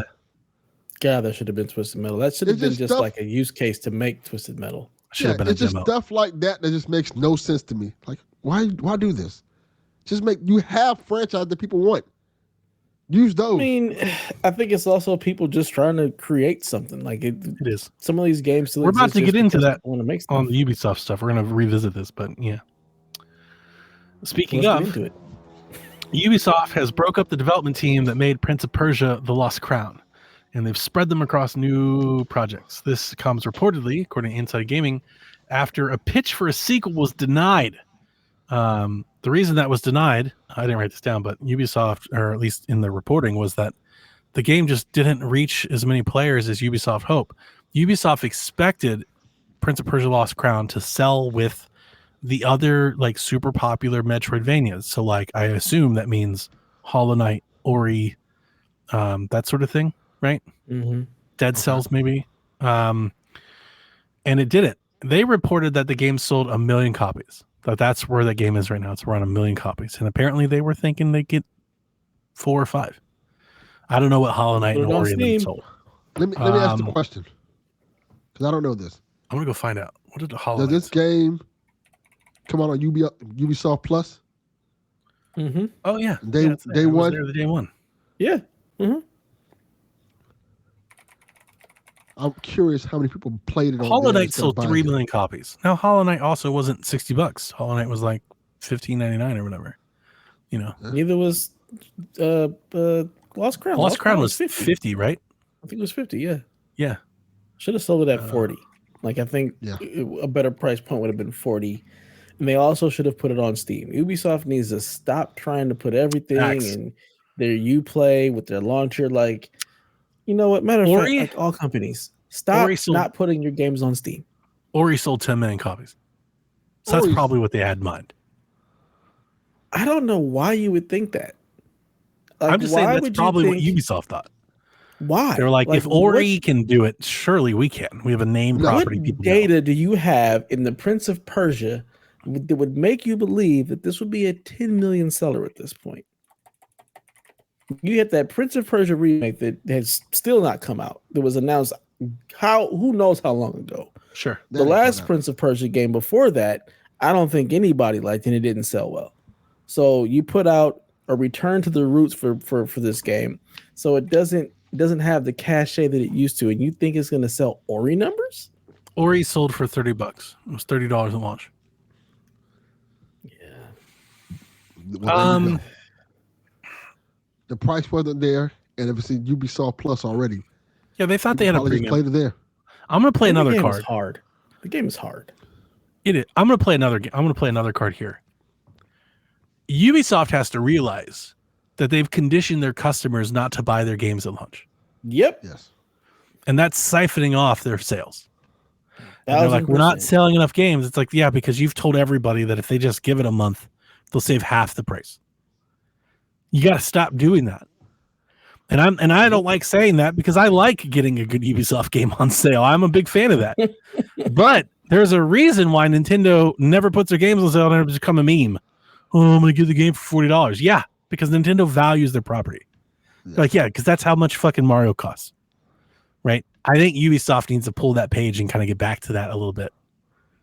They really got to stop this counter game so soon because, yeah, we all know there's going to be the Ubisoft bin. Everything's going to be half off a month later, and then Black Friday, even cheaper. As soon as Ubisoft announces a game, there's 1,000 tweets being like, I can't wait to get it for $20. Like, it's literally the go-to move. So if they're like, if the Lost Crown didn't sell super well, and they're like, we just didn't reach enough people, it's like, yeah, because everybody was like, if I wait, I'll get the game for $10. Yep. So I think it's on sale right now. So ridiculous. The decision to move on from Prince of Persia: The Lost Crown, any additional sequel, was made around May of this year. Most of the team have joined the development for Beyond Good and Evil 2, which was revived in 2017. Hang on. Again, it's never coming out. Pause. All right. So you won't greenlight a sequel for Lost Crown because you don't think it'll reach enough players to warrant its development. Yet you will spend 10 years making Skull and Bones and 15 years making a sequel to Beyond Good and Evil 2 that I'm sure will never actually come out. And you'll cancel Heartland and you'll make Rollerball. And these are the decisions when people are like, Ubisoft stock is low and they need to be bought out and they're going to lay off people. These are the decisions that I keep thinking of. It has nothing to do with their games and their viability and their marketability to customers. It's these projects that are successful are carrying the weight of all the projects that aren't. What are you doing developing Beyond Good and Evil? You're like, so we're going to cancel Lost Crown 2, but we're still in on this Beyond Good and Evil thing. Yeah. I have cut your losses. Yeah. It's ridiculous. It's just absolutely absurd. As much as I want Beyond Good and Evil 2, I just don't believe that game's ever going to come out. It's been in development for 30,000. Even if it comes out, like I'm of the belief I don't know if it's going to be good. I can't imagine it being good. I really can't. That's my worry more than actually coming out. Is it any good? I can't imagine it being good. I really can't. We've talked about this before. I'm really bummed that we are reached a place in the video game industry when you don't hit, it's like a Netflix thing. If you don't hit instantly, it's nuke it, start over. Mm-hmm. You know, like Avium. Okay, you kicked out your first game, it took a loss. So make a second one and see if you can recoup it. Get it out there. Get people playing it. Like we used to do that. Like games weren't pitched one at a time. Games are pitched in trilogies. We're going to take a loss on the first one. We're going to introduce everybody what it is. We're going to make it back on the second and the third one because those games would be cheaper to make because we've already built the engine and the assets to make them. Mm-hmm. So let's keep going back. It's like we've lost that plot. I don't like that just doesn't exist anymore. I don't know why. Maybe it's not financially viable. Right now. Yeah, we've just lost it. Like that's not a thing anymore. If it's not an instant hit, shut it down. Man. The industry is in such a weird cancel the season. Everything has to be so profitable right away. Like there's no more. Let's create something. Let's actually make art. This first game is to get it out there, get people to know. And it was incredible. It was one of their best reviewed games in years. Everybody loved Lost Crown. I love it. It was great. It's awesome. So go back to the well. Do it again. Guess what? Ori did. Mm-hmm. Do it again. What happened? Oh man, I don't know. I can't call it. Okay, the industry is just in a weird place, man. Nobody wants to take a chance and make that sequel to keep the franchise going, to recoup. Like you said, yeah, they have all the assets. You have all of the foundation. When you nuke something and start over, now you have to create new assets. You have to build a new foundation, possibly a new engine. Yep. Like everything starts over, and you're wondering why you're not like nothing's profitable, and you're taking so many losses because you guys keep starting over. 1000%. That part. Captain Awesome says, I'm not a salesperson or anything, but how do you go back to not so fast discounts? Yeah, you just don't. You just don't. And I know that sounds easy, but here's the thing. You stop chasing quarterly gains. Mm-hmm. You stop going, we need to discount this because I need my numbers up before we report to the shareholders. And you just say, hey, we're holding the value at $60. We're going to sell less copies, but we're going to make more money in the long term. You know why? Because we value this IP and the property. We don't want our game and our property to be associated with cheap game. Yeah. That's the problem. And I think when you have a new IP, I think you can get it out there and go cheap, like find market share, find people. But this is Prince of Persia. That's not a new IP cheap game. Like it's not Immortals. Right? This is Prince of Persia. Like make it feel like a thing, make it feel rewarding. You know, reward the players that bought it and let the reviewers speak and let the FOMO drive people in. You want to play this awesome game, this game of the year contender? Yeah, it's going to be $60, $50. You're going to give us your money. We're not going to give it to you for $13.99 because we're not making anything back on that. Yeah. You know? Nintendo does this. And so do other people. They're not the only ones, but Nintendo was the clear, like they're like, yeah, yes. You want Super Mario Party from 2018? That'll be $60. Thank you. Yeah. Like you go fuck yourself. Our value doesn't go down, sir. I don't care. Doesn't go down at all. You're lucky we don't raise it. It's still great.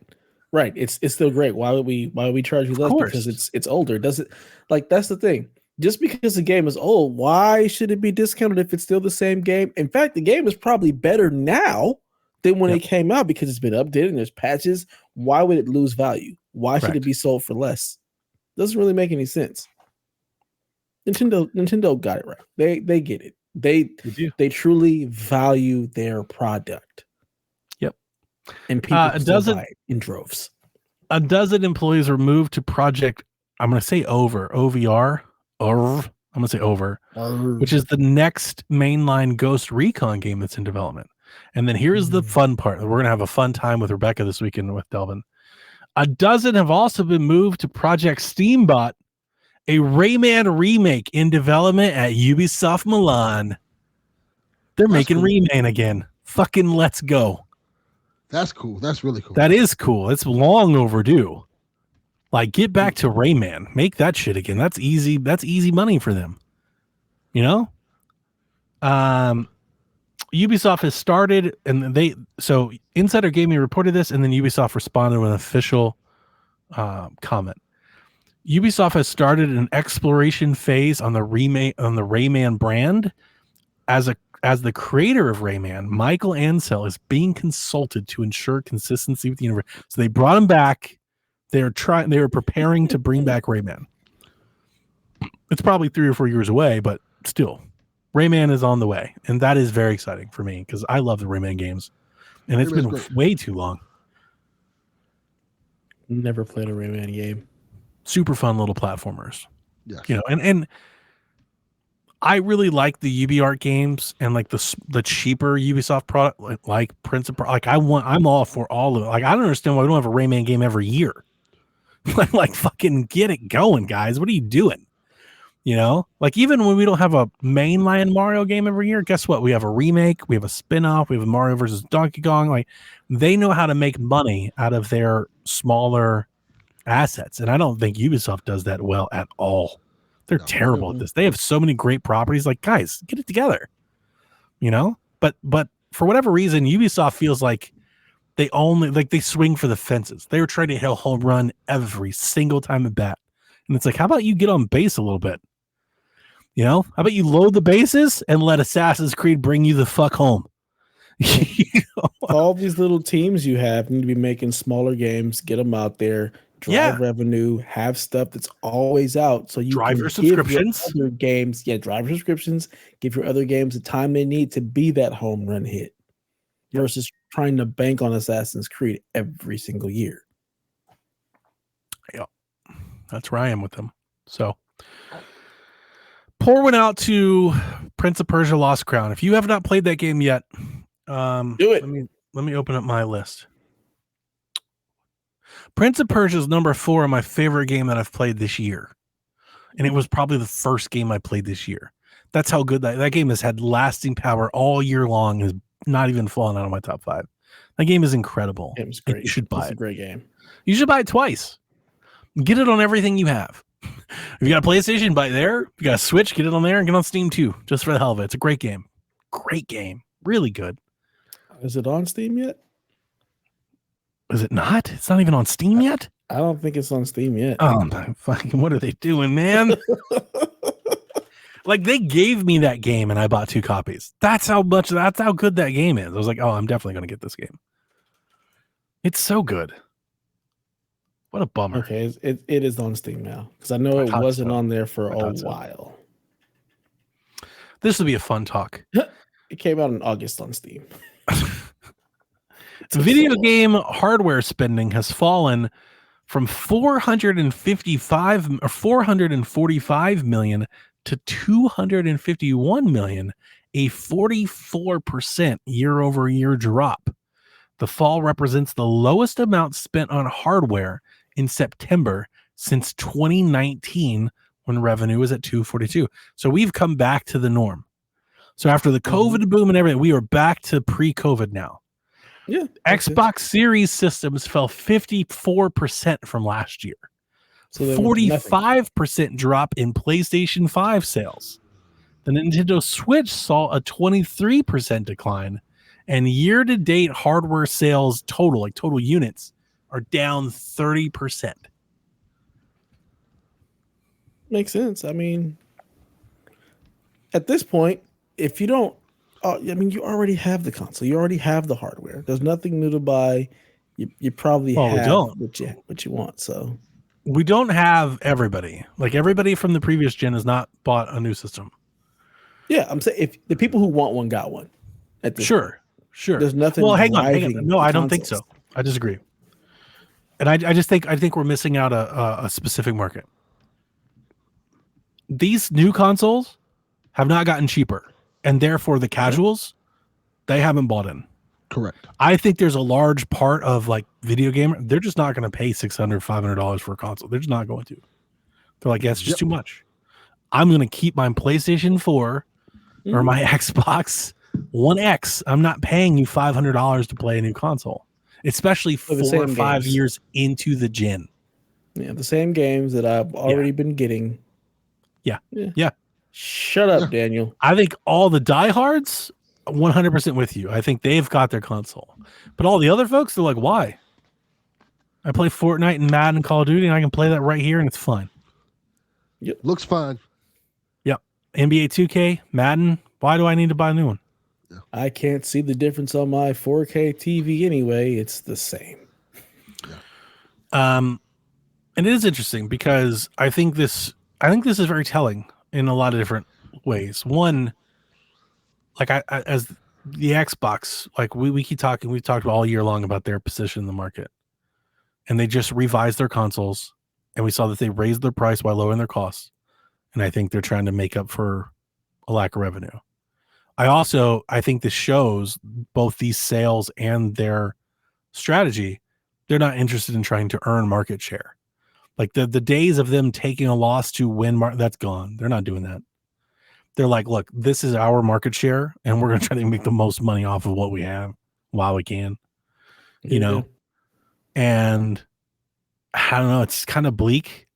But at the same time, you can't even blame them because you got PlayStation over here. They have all the market share. And you think, and sometimes they do, like there was I think not this year, but last year they had like a really steep discount holiday season where they were really going hard, driving market share. But since then, we've seen them, they've raised the console price like twice and raised accessories and introduced a more expensive model. So like everybody's costs have gone up. And I think the reason Nintendo's is only down 23% is because their hardware is the cheapest and it's the oldest. Their shit is like 8 years old. They're like, yeah, you can have one if you want. Like, like it's, like I don't think they're taking a loss on anything.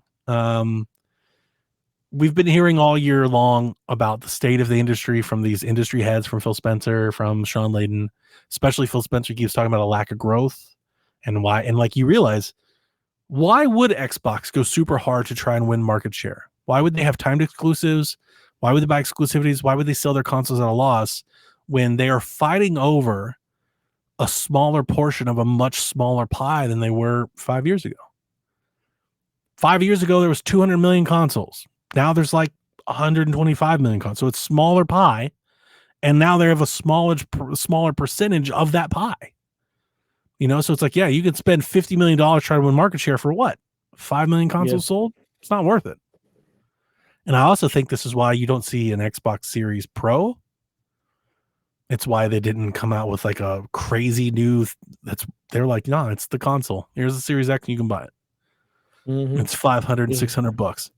Here's a larger hard drive and some speckled shit. Enjoy. Yeah. I didn't put this in the notes, but I did see a tweet. I think it was Steven Totillo. He said that the Xbox Series S and the X split, based on the latest Circana numbers, are a dead heat. 50%. Wow. Isn't that wild? That's crazy. You've got one console that doesn't do 4K or anything at all, and it makes up 50% of their total consoles sold. That means 50% and probably and more because you've got the disc-based S now. More than 50% of Xbox's entire customer base doesn't have a disc drive. It just doesn't. It's not a thing.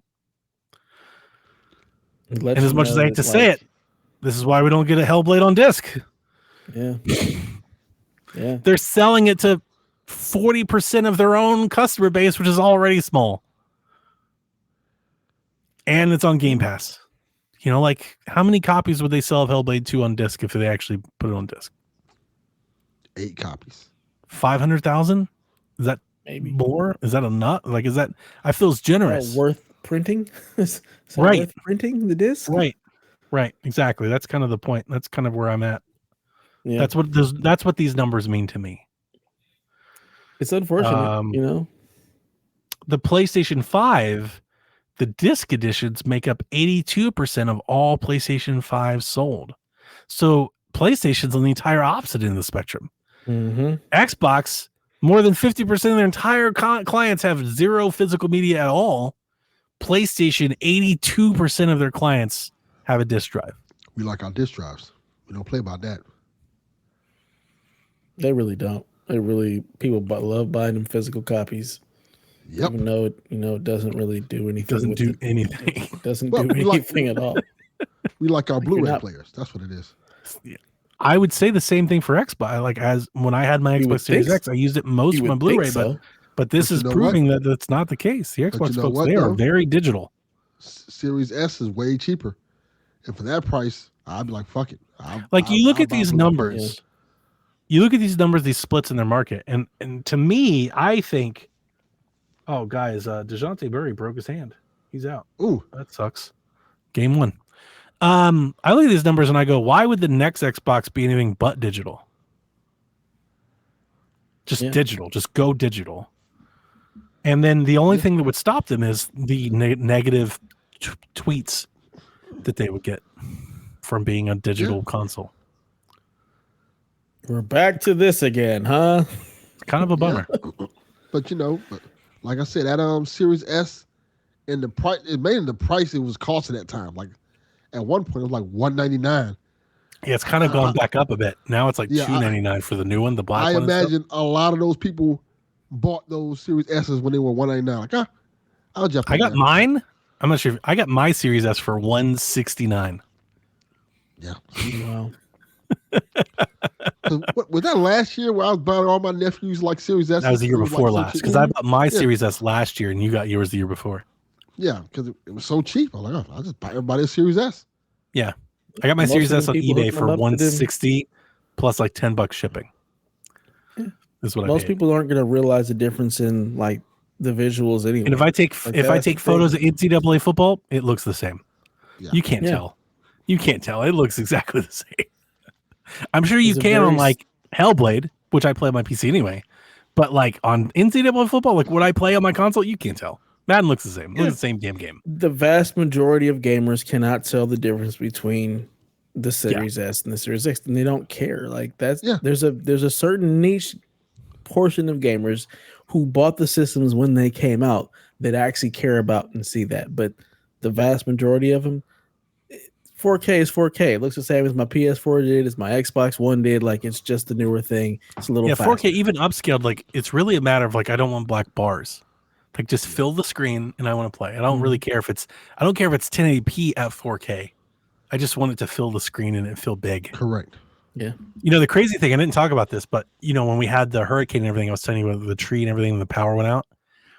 So Jack and my father-in-law, they hooked up the generator so the pump didn't go bad.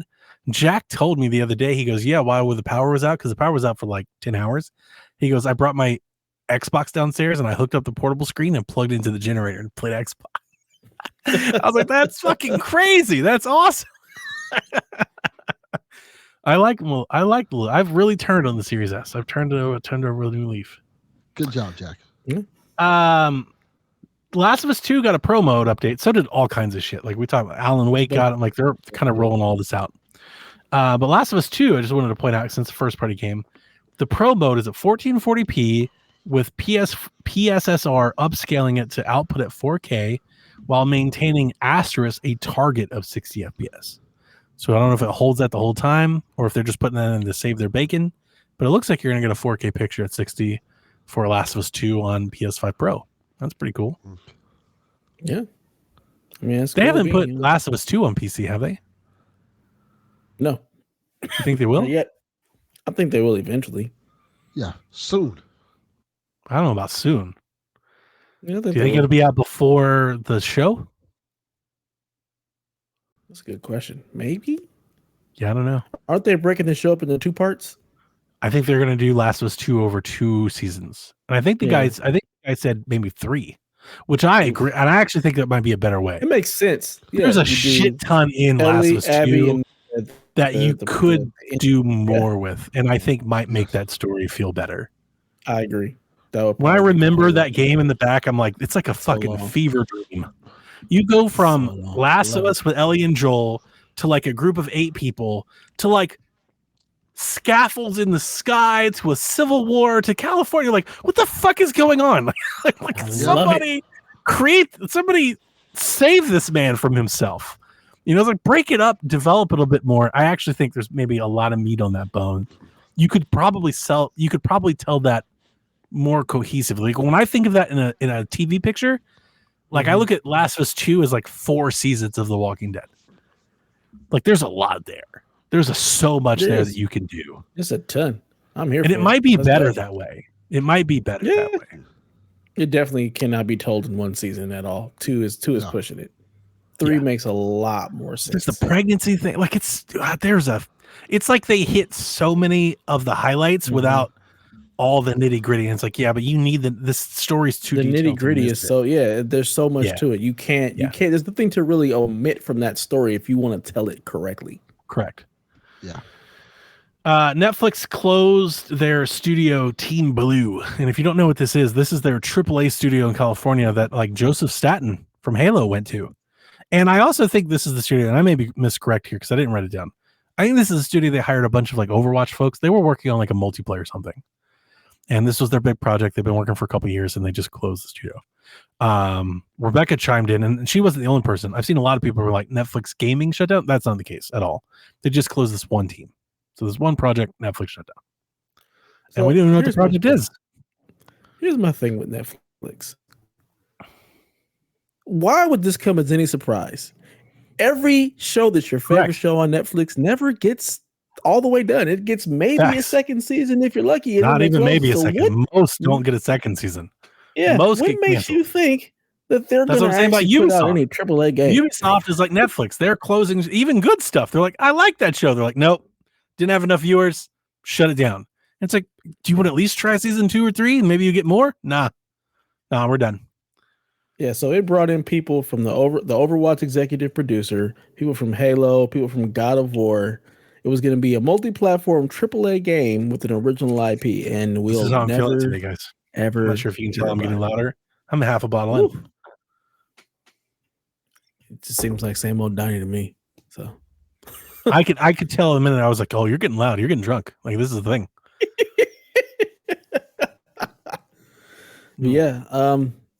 This doesn't surprise me. This is why I've never had any faith in anything Netflix gaming, because I feel like it'll only be ever half baked. I think you're right. CD Projekt Red has expanded their playtesting for the first time to North America. So if you're not in the gaming industry, you can sign up. You can go to CD Projekt Red and you can sign up to playtest their upcoming games if you want to get into it. There's an application process. I thought you folks might want to like that as they roll out. I know they have a Witcher project, like a remake in the works, and then they have another. They've talked about they're working on some sort of sequel Cyberpunk game coming out too. Yeah, so they've got stuff, and if you want to get hands on early, go put your application in now, because I'm sure they're gonna have a fucking laundry list of people to pick from. Yeah, I'm that way too. I have. So in our years of doing this, I have been selected, and I think I've talked about on the show before. I've been selected on a handful of occasions to play test some things. And what I've generally learned is I don't like that. I don't like demoing and playtest. Like it kind of sours my outlook on the game overall to see it in such a rough state. I'm like, I don't want to do this. So I don't. No, thank you. Delvin and Haley, she's still here with us. Dragami Games is planning, quote, big new content for Lollipop Chainsaw Repop. Company president Yoshimi Yasuda said on Twitter, quote, we want to make sure it's something everyone will want to play, so we'll let you know when we're ready to start development, and we will continue to add costumes in the meantime, so stay tuned. Apparently, they're about to make something to Lollipop Chainsaw that never existed. I don't know what that's going to be. I presume it's probably going to be like some sort of bullshit multiplayer mode, but maybe they're going to make some sort of story DLC or something. I don't know what they're planning on. That'd be cool. They're thinking of making something. Is it cool? Probably not. I'm with you. Whatever they want to do with Juliet, I'm going to play. But my initial reaction is the moment you add your own content to a Suda game, I think you're going to piss fans off. Like, I don't think anybody wants to hear that. That'd be like if you remade Metal Gear Solid and you're like, we added our own character in it. People don't want to hear that. Like, people be super mad. I think this is going to be like some sort of challenge, arcade mode. I think it's going to be something like that. I don't think they're going to do like story deals. I don't think that's going to be a thing. You're probably right. I think they're going to be like, how can we remix the assets we have to make something new and sell it to people? I think challenge rules or something like that. Yeah, that's what I'm thinking. Maybe like a hard mode or something, like some sort of new mode, like a permadeath something like that is kind of where my head went. But you never know. Maybe they are going to be like, and I don't know, here's Travis touchdown in nowhere. You're like, what? I don't know what they're planning to do. We'll find out. It's not that. I know it's not that. But for rumors this week, I just have like a debunk. There were rumors going around hot and heavy yesterday. The Wolf Among Us 2 was canceled. Telltale has come out and said it's definitely not the case. Or not Telltale. Skybound Games, right? Is what they're called now. Skybound. Does that thing even have a release date? No. We have no idea when that thing's coming out. I seriously thought, I think last year I was like, no, like for sure it's out this year. Now I have no idea if it's even coming out next year. I have no idea. Yeah. I think the Switch 2 comes out before this game comes out for sure. It's going to come out next year, I think. You think so? Yeah. I replayed it this year. This thing has been in development forever. I replayed it this year on iPad. I still love that game. That game was great. Yeah. Wolf Among Us is fucking awesome. Because you got to remember, Telltale shut down. Like completely. This is not what they should do? Telltale. They should remaster it and give us like some prettier version of it before they release the sequel. Idea. Look, remaster it and just make the engine work.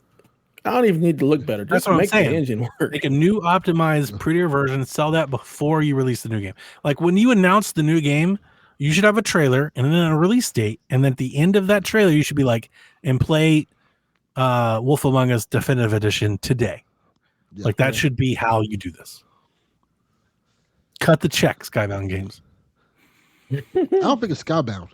I think it's just Isn't that what they were called? It's Telltale. Skybound, they bought the Telltale name, right? And they renamed, they rebrand. Yes. I got Skybound is the other people. The other people. Yeah, that's Robert Kirkman. That's his brand. Is it? Oh, so I have the wrong people altogether. Yes, Skybound is Telltale. Oh, my bad. Somebody I thought Skybound bought Telltale and like rebranded as Telltale. Skybound's making the Invincible. Skybound game. Is who did Telltale, who did like the final season. Correct. Mm-hmm. Thank you for the correction. Yeah, I got that completely I got it all wrong. And Dev, that's the news, buddy. Sweet. All right, Rude has a scoring update. He says Donnie and Devin got the underwrite on A Quiet Place the road ahead. So score is the Rude didn't screw Ronnie or Donnie. Donnie screwed like Donnie. Delvin, did you play that game? Yeah, I'm playing it now. That's another game I'm playing. Talk about it? Did I miss it? Did I forget? No, I'm not talking. Drunk? I don't want to talk about it yet. Is it better or worse than Kong? It's better than Kong. Okay, that's good. But I don't want to talk about it yet because I have not got to the creatures yet. Okay. I want to wait till I get to the creatures first. Score is the Rude didn't screw Donnie. Donnie screwed Donnie at 43. That's some Vince McMahon so shit far. you would say. Delvin with 41. I like it so far. He wasn't on the show that day. Devin with 40. So we all have new nicknames here. It really should be like 43, 27, 30.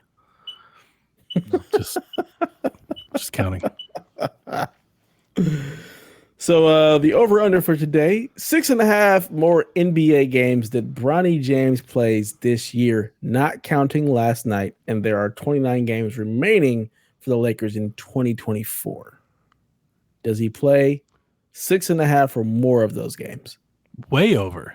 Yeah, I don't see him. That's the easiest point I've ever gotten. 100%. He's going way over. He's playing, barring an injury, which you never know, but 6.5 is super low.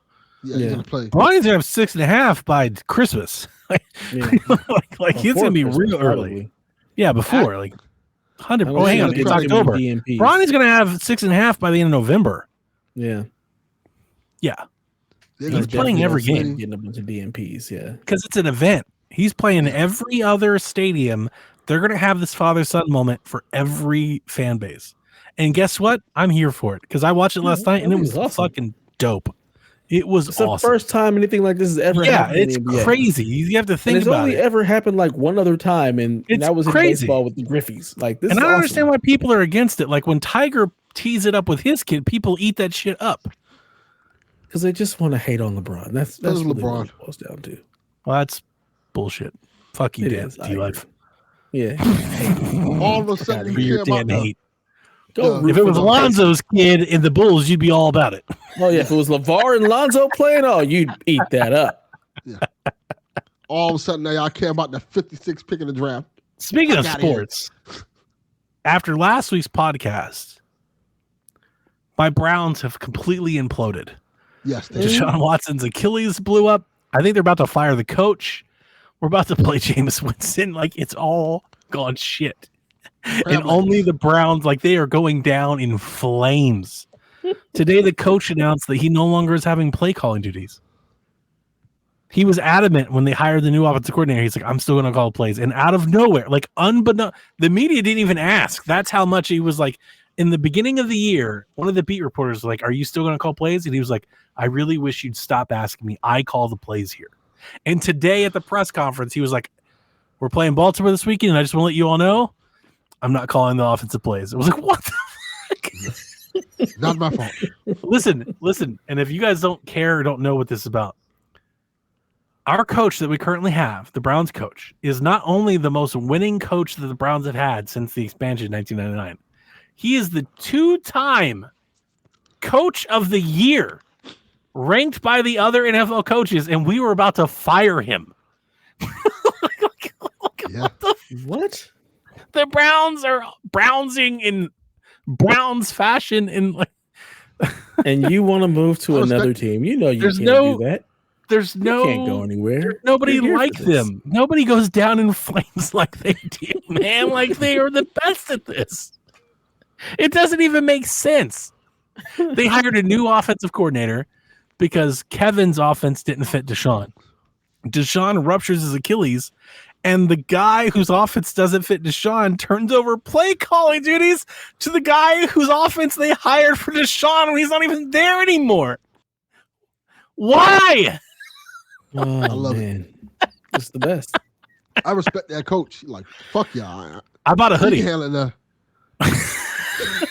Yeah, you I did. I bought a hoodie. I was like, you're Browns for good. There's no I always have been. I'm like, yeah, no, I can't leave. You can't go anywhere. You got. I hate it. I hate it, but I can't. I can't go. It's an abusive relationship. I can't. Is, yeah, you know? I get it. You're I get getting it now. beat, and you just can't leave. It is what it is. Yeah. Maybe we'll draft a quarterback. It'll be great. Of course we will. Of course they'll draft a quarterback. I just hope it's not Shador. I don't want any part of Shador Sanders. That just seems like a problem. I don't want Dion being like, the left tackle sucks. And then all of a sudden, like, I feel like if we get Shador Sanders and we'll play him and we'll go like 4-13, and then all of a sudden Deion Sanders will be the coach of the Browns. And they'll be like the GM of the Browns. Like, I'm like, oh my God. But isn't that's the Browns' way? It is. You know where this is going to go. They'll fire everybody and they'll just hire Deion Sanders. He was like 13 and 30. This is how Deion gets to the NFL. Yep. Oh my God. Oh, that's good stuff. So over under 84.5 for Indiana Jones and the Great Circle. Machine Games Wolfenstein The New Order got a 79. The New Colossus got an 87. And Youngblood, which he says he does not think they developed, got a 69. They did Youngblood. I thought they did. I don't think they did. Really? Somebody else made a Wolfenstein game? That's the bad one. That's the Oh no! It is. Well, here's the thing. It was bad when it released. Kevin, play that. They patched it and they made it better. Because essentially what they did is they tried to do the Far Cry thing, where they tried to make the ammo like enemies weak to different ammo types. You had to keep switching ammo, and people were like, "This is me and one of them." No, Machine Games developed.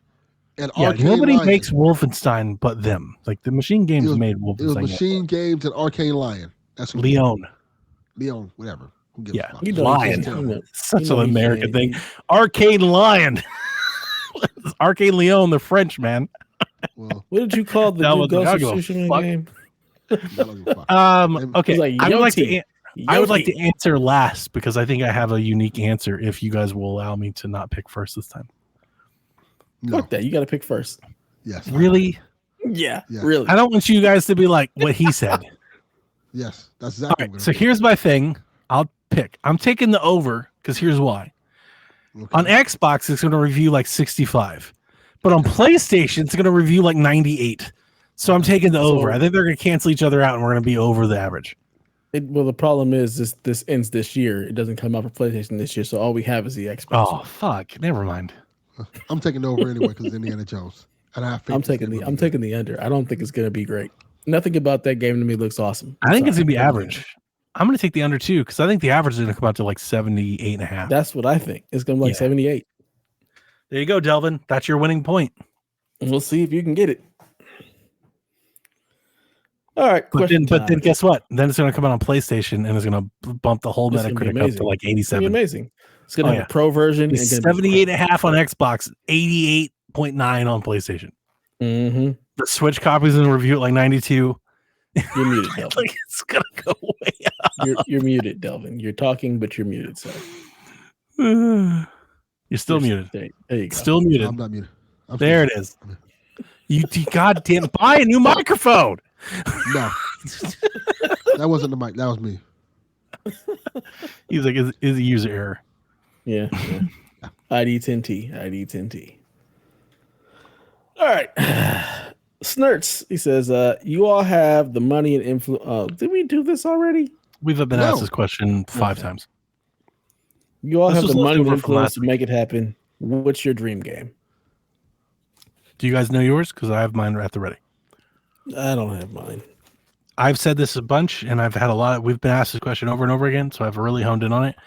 I want a golf game that has an Animal Crossing building element to it. I want to be able to build courses, to have some sort of village sim, and then be able to visit other people's villages and golf courses and play them and have like multiplayer tournaments and shit on. Like essentially what I want is Animal Crossing meets Sid Meier's Sims Golf. Like bring them together, and that's literally like the perfect game. 100%.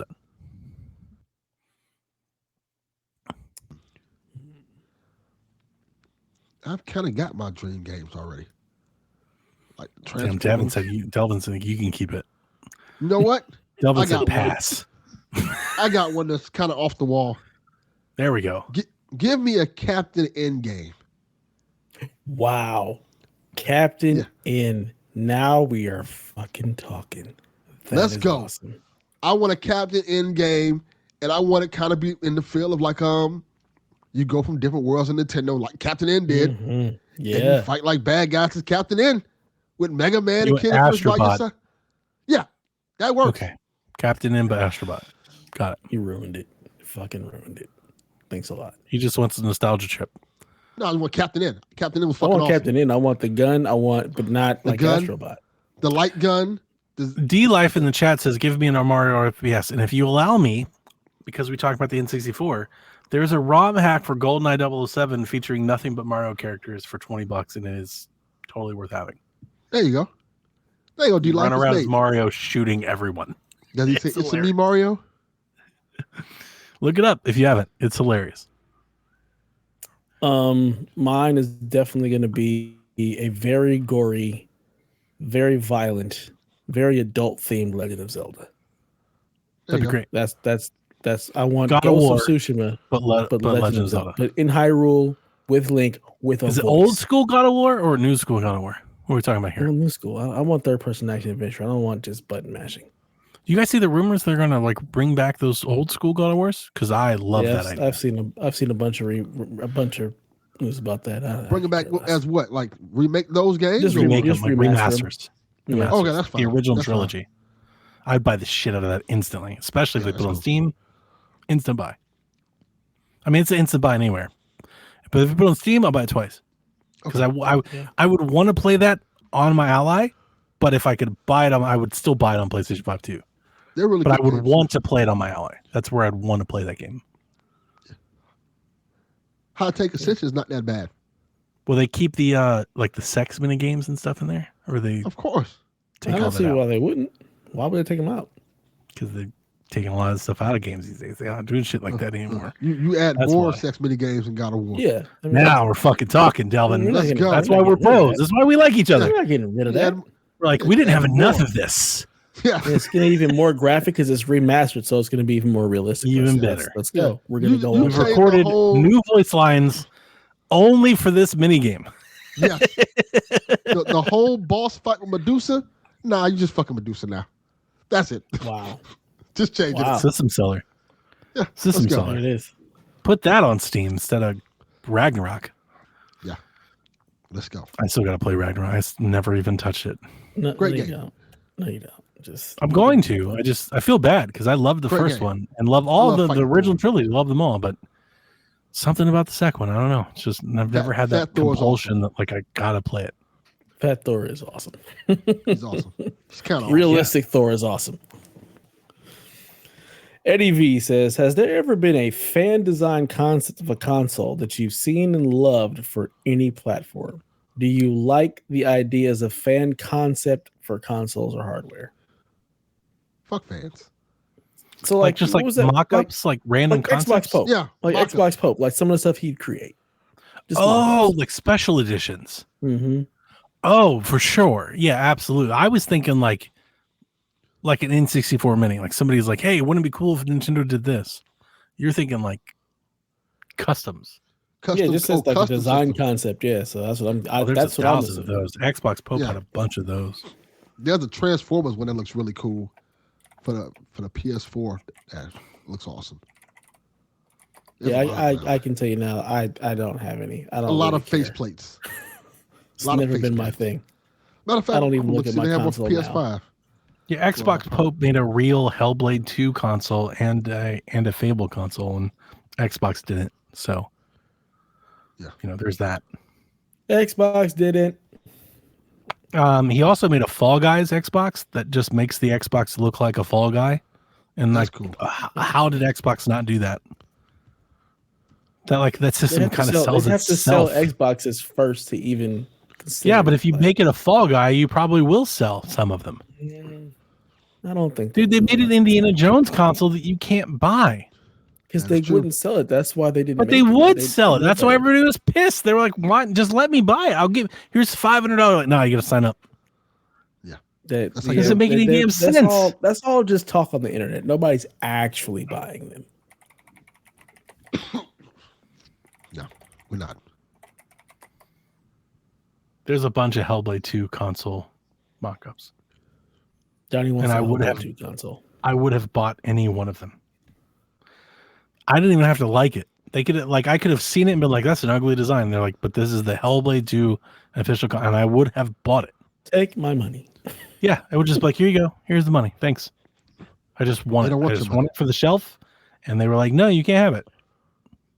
They clearly don't. Pretty want much. your money. That's the reality.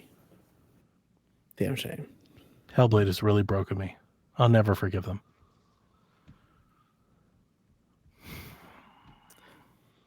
So Big Nick says, "Fuck, marry, or kill of franchises, but only has Assassin's Creed."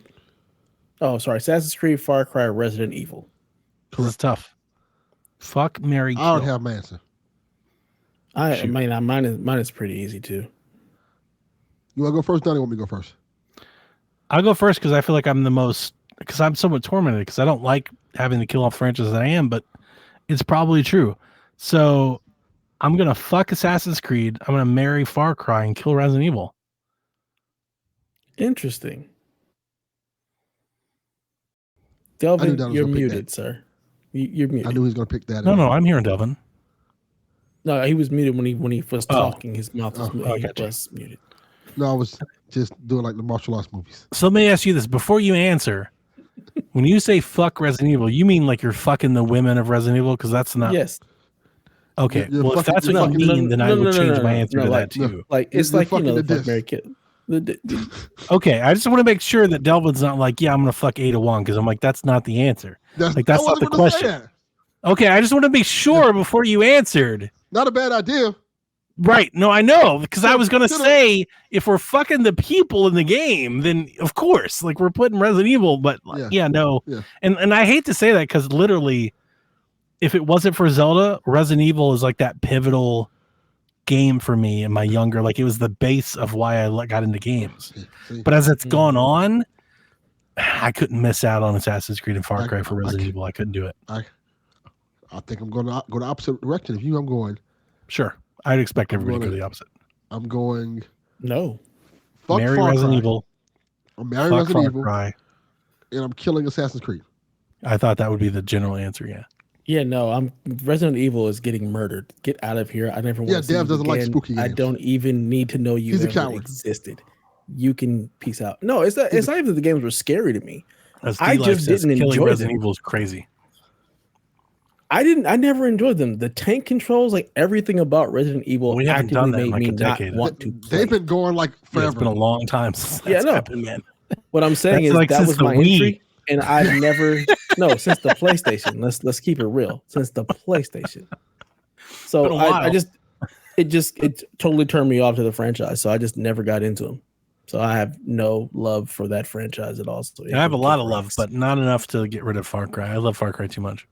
yeah, My thing I'll is, fuck Far Cry and marry Assassin's Creed because Assassin's Creed I really appreciate that genre. You know what you're that getting out of franchise. Assassin's Creed. It always delivers. my thing is, there's more Assassin's Creed games I'm just like mad on than I like. There might be more Resident Evil games. I love Resident Evil. There Resident might be Evil's my more shit. Resident Evil games than Assassin's Creed. I'm sure that's not the case, but like there might be if you count Umbrella Chronicles and all the light gun games and all the remakes and all the Yeah. like there might be. There's a shit ton. Definitely more. Definitely more. You know, like Because there's also like been two, around a lot there's longer. like 2 or 3 versions for every Resident Evil game. There's like Resident Evil, like the proper game, and there's the remake and the remaster, the one they did with motion controls. Nemesis. Yeah, it's just so There's fucking so the many of remakes. There's so many. of them. But there's like a lot of Assassin's Creed games I don't give a fuck about. Like I just don't care. Like Which what's one? I bet you there's Unity? more Resident Evil games you don't care about versus Assassin's Unity? Creed games because there's so don't really many care of that them. much about Syndicate. Have you, Assassin's Creed have you 3 played them? Yeah, I played them. I didn't like Syndicate Unity. is fucking awesome.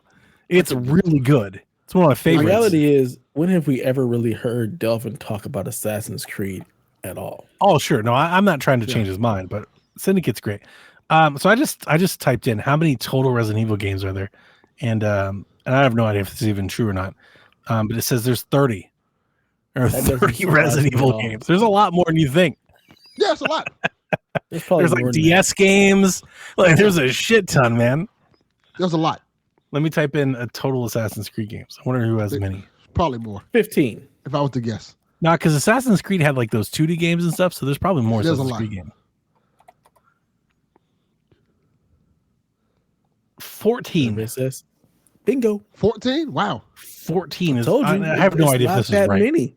That Hang can't on. be right. Hang on. This is the wiki. There's 13 mainline games, multiple spin-off games. They don't define it. That's how Resident Evil is. So I don't know what that means. There's a lot. Yeah, there's a not lot. that. There's a lot of both. There's not as many as Resident Evil. It's not even close. 13 Assassin's Creed games and 17 spin-offs. What So are the 30. 17 That is- spin-offs? It's like the same. They have like the same amount of That's what I was games. saying. There's a lot. Yeah. Ridiculous. There's a That's lot. ridiculous. I don't. That's what I believe was it. saying. There's don't a believe lot of Assassin's Creed games. I can't believe you're going to come on our podcast and hate on Syndicate like that. You need to replay Syndicate soon. No. You need to pull out that Ally or that Steam Deck and put Syndicate on it and enjoy the greatness that was that game. I'll play the other ones that they made. The one that you love. What's the one that you love Valhalla. so much? Valhalla. I'll play that one. Valhalla's amazing. I'm way more interested in Syndicate than I am Valhalla. Syndicate's great.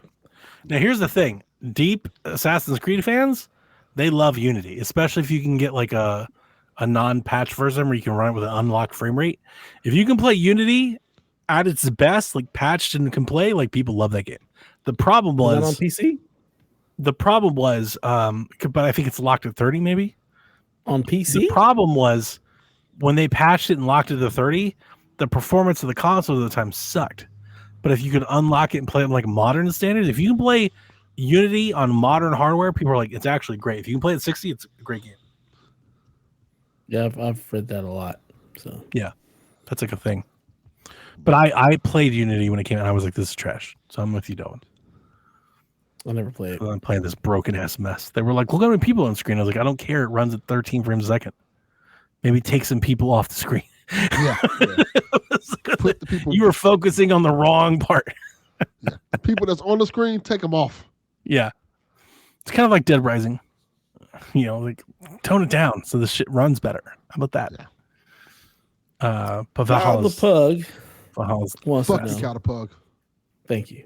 he's What are back. your early NBA Finals predictions for this season? Oh, you just want to skip over Mike's question like that? Yeah, he really did skip over Mike's He question. just went right past it. That's a great question. Sailed right past it. Mike chimes into the show. He says, "How many dicks does Goro have?" So Here's my question I'm going to answer Mike's question on the question. Why are we assuming Goro has more than one dick just because he has arms? He doesn't have 6 heads. That's a good point. Why do we think he has more than one dick? Why do we assume that he has a dick? Facts. He's like an alien. Well, I don't know. There's a Shiva, right? So there's got to be, like, there's more than one Goro. So there's got to be something. Something there. Something's got to be going on. Maybe you can't have 2 of them. Like, 1 is an anomaly. 2 is a trend. Like, you can't. 2 is too many. Is Goro hatched out an egg or some shit like that? He could, you know. Could be. Fuck. Lord Snurts. I know his search history. Lord Snurts has tentacles. Very accurate. Good job, Snurts. You're making me proud. Glad we brought you on PSXP. This is the content we need. Ridiculous. Okay. I'm going to say... Hang on. Let me go back. Yarden says, what Far Cry games do you care about? 5 and 6? Far Cry's getting murdered if it's me. Far Cry 5 is enough. Nobody asked you, Yarden. For me, right? Far Cry 5 is enough. Of all, like, Far Cry 5 is it. You had me at Far Cry 5. I also love New Dawn. 5 and 6. I like 6. I'm down for 3. Yeah. I didn't like 4 as much, but I'd still rather play 4 than Resident Evil 6, than Resident Evil 5. You know? Than Resident Evil Umbrella Chronicles, than Resident Evil. You know, none of us disagreed about Far Cry. So we're all like, yeah, Far Cry stays. Yeah. I don't know, Froggy. Is my webcam fixed? I don't know. Is it fixed? He's here. He hasn't gone away. It's fixed? I don't know. I bought some $23 webcam on Amazon from China. Is it fixed? I don't know. Looking good. You tell me. You're looking at me. I'm not answer the question. Dev, how many dicks does Goro have? None. We need to put you on the record. None? So I'm at 1. Dev's at none. How many dicks does Goro have, Delvin? You know what? Delvin's about to be like 18 dicks. I'm gonna like he has as many dicks as his arms. We have 6 arms. 4. He has 4. 4 dicks. Jesus Christ. I don't know. I don't know how many fucking arms Goro has. He's a G.I. Joe figure. He's got nothing there. He's like Ken. Nothing there. He's about to just beat the shit out of Liu Kang with dicks. Yeah. I like it. I respect in Delvin's universe, absolutely. You're gonna beat the shit out Delvin just made a porn. Basically. Yeah, I'm definitely drunk. This is good. I feel better. Thanks, guys. Good. You're welcome. So Cal the Pug says, who's going to the finals? It's definitely the Celtics. They beat the shit out of the Knicks last night. Yeah. And I hate it. I need Tatum to get hurt. I need Jamal. I need Brown to get hit by a car. I need the coach to die on a plane wreck. Like, I need something to happen. Because I can't take it. I hate Boston so much. You can't say that on a podcast. No, I said it. I can't stand it. Like, I don't want to see Boston win ever again. And they keep doing it. And I'm envious and jealous. Okay. So I don't know what else to say. I'm not envious or jealous. I just hate Boston. Of course you're not. You're a Lakers fan. You're not a Cleveland fan. I'm envious and fucking jealous. You know what? I think the NBA will write the script so LeBron James goes to the championship. Not a chance. He looked like ass last night. Dude looked 40.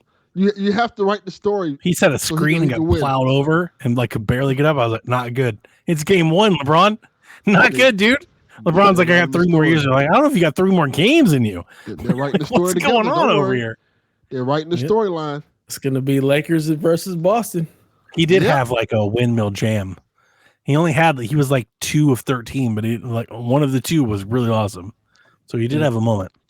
Lakers versus Boston in Game 7. Bronny hits the game winner, baby. Dude, there's nobody in the East that can stop the Celtics, right? There's nobody. No. Philly can't do it. You know, Milwaukee can't do Philly it. There's can't nobody get out of there. their own way. Philly can't even start. Embiid's out. George is out. Like, Philly can't even field the team.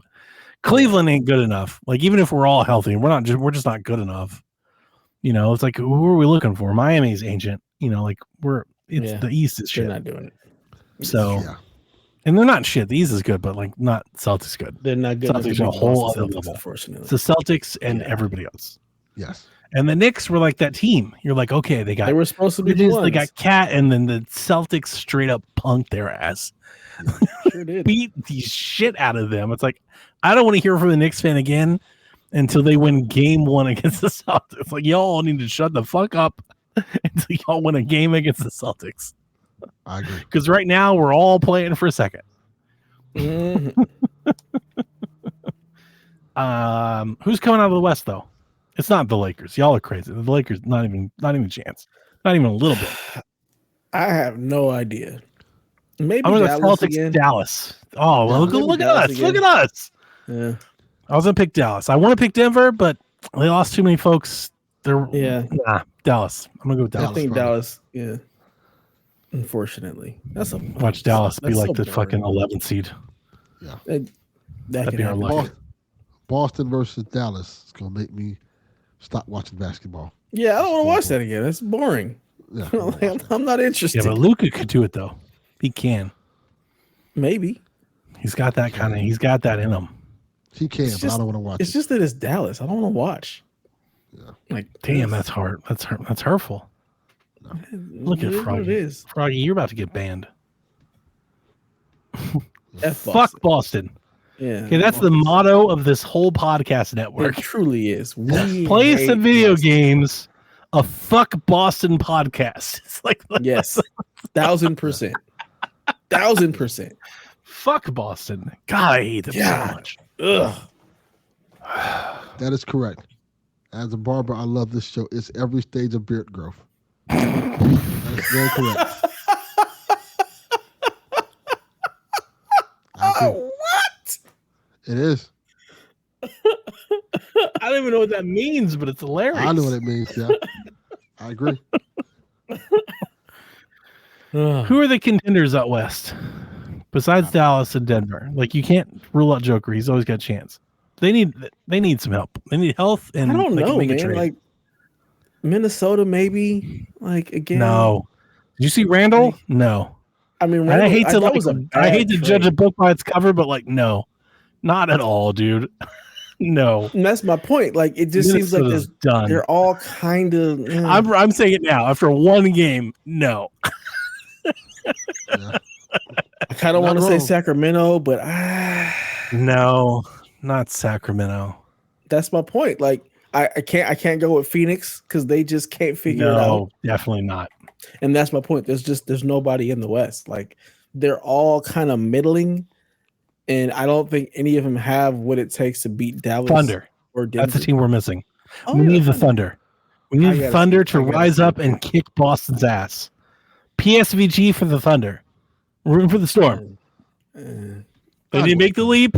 They need to take the leap and then dominate. Can't do it. I can't root for them either. They got Caruso. So Nah, I'm a Thunder fan. Fuck Boston. you just like the colors. No, I don't give a shit about the colors. I hate Boston that much. I'm just rooting. I just want to believe. I want to believe that anyone else can beat Boston. That's all I want. And the Thunder are the only team that actually I think can. They're the only team that can, like, 9 versus 9 stack up against Boston. Right? Yeah. Who else can? The Cavs can't. Indiana can't. Denver can't. I just need Boston to beat themselves. Milwaukee can't. The fuck? I don't even know who Milwaukee's starting anymore. I don't know. I have no idea. I don't even know where the Heat are. Did he play basketball anymore, Delvin? What happened to Miami? They were good, and then they just disappeared off the face of it. They were good, and they were the Hawks. They were like Eastern Conference Hawks. Finals, and then they were the He Hawks. said y'all are the What happened? Hawks. In one offseason, they You're went not wrong. from DeJounte Murray to Joe Ingles in one offseason. What happened? Ooh, not Joe Ingles. I was making fun of his ass last night. This man looked like he walked out trying to play pickup church basketball. Have you seen Joe Ingles lately? I thought he retired 4 years ago. No, He's bald still and all. out there. I was like, "What? Who is this?" And Jack was like, "That's Joe Ingles." Like, that's Joe Ingles. Why does he look like me? Why does he look like your dad? What? It's not I feel good. like he's always kind of looked that way. Well, he looks a lot that way now. Like, he looks like he has no business being in the NBA now. That's a real problem. Oof. Yeah. Oof. All right. One more question and we're getting out of here. Yes. TPR. No, hang on. Two questions. I don't want to do this one. Okay, hang on. This is going to take too long. Is it? Okay. Yes. Okay, never mind. As long as we're doing TPR's question, you don't want to miss. You want to miss Coach O? Coach Mo? We can do Coach Mo next week. We'll get him. Okay, next week. So TPR wants to know, what style of French fry is the best fry? Steak cut, stringy, wedges, skin on, sweet potato. What's the best fry, guys? I just want to point out that this motherfucker left out curly. I'm not saying curly's best, but it needs to be mentioned. He has etc. So curly is implied. No. Curly does not get etc. Yeah, no, that's a whole different thing.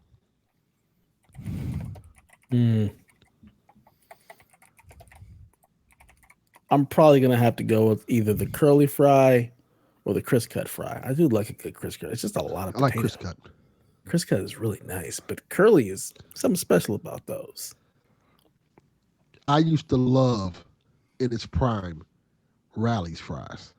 I still love Rally's fries. Absolutely, Rally's fries are bomb. That's not a style. Rally's out there. It's just Rally fries. Our Rally's turned to Checkers. Yeah, it's right. Checkers. Same thing. And it's not the same now. I'm with you. They're good fries. It's like they stopped caring. But what style of fry? That's not a style of fry. It's right? not a style. Yeah, that's just the seasoning. It's just their seasoning. It's not a style. They're straight cut fries. But they're seasoned well. I'm really torn here because crinkle, curly. I'm probably gonna go with wedges. I'm a fan of a really good wedge fry, but here's the deal. They need to be like kind of like hot and like kind of crispy. They need to be like fresh. Fresh wedges are like goat fry. Oh yeah, you can't. The problem is that like most folks that serve wedges are like delis, and they sit in the bag for too long and they're like kind of moist. That's awful. Good. But when you get fresh wedges, they're kind of hard to beat. They're really great. Yeah. Great dippers, great hand. Loves a wedge cut. It's not as much as like a steak cut, like where it's like so much potato. You know, it's like a nice happy medium. Yeah. Those are good. But yeah, I'm probably gonna go with the curly for me. Curly fries. Yeah. I like it old school. Skinny fries. It's a solid pick. Crispy. Let me ask you this. Is potato skin a fry? No. Okay. I don't know why, because I mean it's like if you order potato skins, how's that not a French fry? Like it's the same thing. Are we talking about the same? Like when I get a potato skin, it's like the cup shape. It's a potato. Like, It's a potato. It's a baked potato. Fried potato. It's a baked potato with cheese and bacon and stuff on it, and you can get like loaded fries. That's a baked potato. That's a different thing. Okay, all right. Then I'll stay with my answer. I'm a wedge guy. That's a good question, though. I kind of think potato skin is pretty. Take it to the polls, baby. Yeah. D-Life says waffle fries. Like Chris Cut. We don't respect anything D-Life has to say. His answers are never valid. You can just stop it. We don't respect D-Life.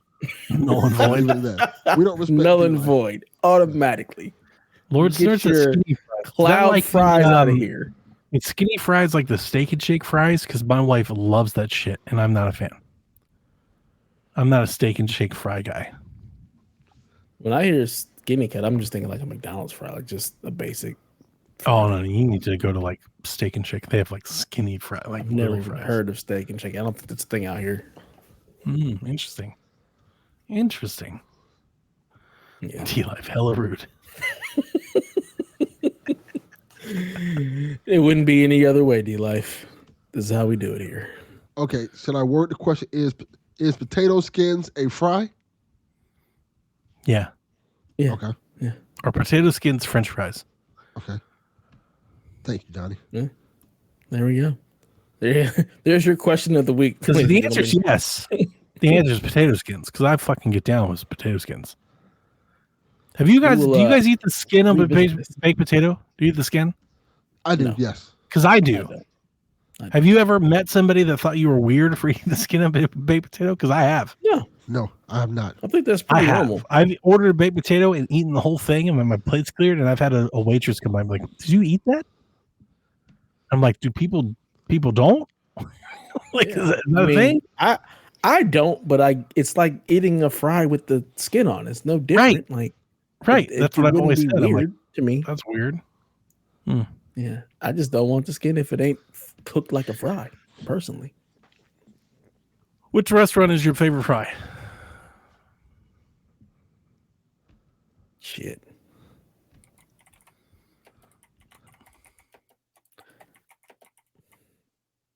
Honestly, it might be Carl's Jr. right now. I really like their fries. They're usually pretty crispy. They're thick. I enjoy them. They also have curly fries or crisp cut fries. Jack in the Box has curly fries, but I'd probably go with Carl's Jr. I think McDonald's are too salty. Yeah, I don't like the waffle cut for Chick-fil-A. There's like too many. they're It's too like soft. It's and like it's soft like to me. too few pieces. Yeah, it's not enough. Yeah. I feel like, and I'm not going to include like folks that I think are like I would think something like Five Guys is like a premium fry. So I'm going to omit that, right? Because that's not like legit like fast food fry. Yeah, I really like Burger King's fries. I feel do like too. Okay, thank you. Delicious. I tell my wife that, and she's like, "Donnie, that's gross." I'm like, "Man, They're Burger good King's with their fries fries. are really good. Yeah, I feel They're it. This is my really people. good. This is my people." They're good. Damn, I want Burger King. Facts. So give me a Hershey Sundae pie and some fries. I went to Wendy's yesterday, and I did not order the Krabby Meal. Good. It's not worth it. It's not. There's no reason to order that thing. The Frosty's pretty good. No, it's not. No, it's not. It's a Pineapple sham. Frosties. It's not a No. pineapple frosty. It's No, a it's not. fucking vanilla frosty with some pineapple drizzle. It's not a pineapple frosty. It's pineapple It's a Frosty. pineapple sundae. That's more accurate. It's more like a pineapple sundae. Dairy It's Queen bullshit. pineapple sundae. Stop Yeah, being a that's bullshit. Squidward. First of all, handsome Squidward to you, sir. Here we go. 5:20 a.m. here in the UK. Look at that Reese looking all crispy. That new webcam. Yeah. You love to see it. B-Mock that. I love 'cause that he's fucking up drunk. at 5:21. He is intoxicated. That's what He is. He is definitely intoxicated. It's great. 100% I am. Yes. There's been All right, ladies and many gentlemen. trips to the bathroom tonight after I go to sleep. We are I'm going gonna to wake get up out at of like here. 2, 4, I'm 6. hungry. No, Coach Do you work Mo? from home tomorrow? I do. That's of course, yeah. I don't. No. Like like the moment my work is like, you have to come in on Thursdays, we have to change the show. We have to find a different day. Like I can't. Thursdays is my one remote day a week, and it's because of the podcast. Like I specifically was like, no, Don doesn't come in on Thursdays Nope. because I'm drunk at 2 a.m. Like that. Yeah, Donnie man, doesn't you come can't in on do it. Thursdays. Can't do it. It's hilarious. Awesome. Well, until next time, ladies and gentlemen, Poor Coach play Mo. some video games. Nobody sleeping in the middle of the bed. The middle of the bed is only where you do the business. But when everybody's ready to sleep, it's the side of the bed that can't be beat. It's the middle of the bed where lovers meet. But when it comes time to slumber, it's the edges. Ooh, ooh, ooh, the edges. Edges.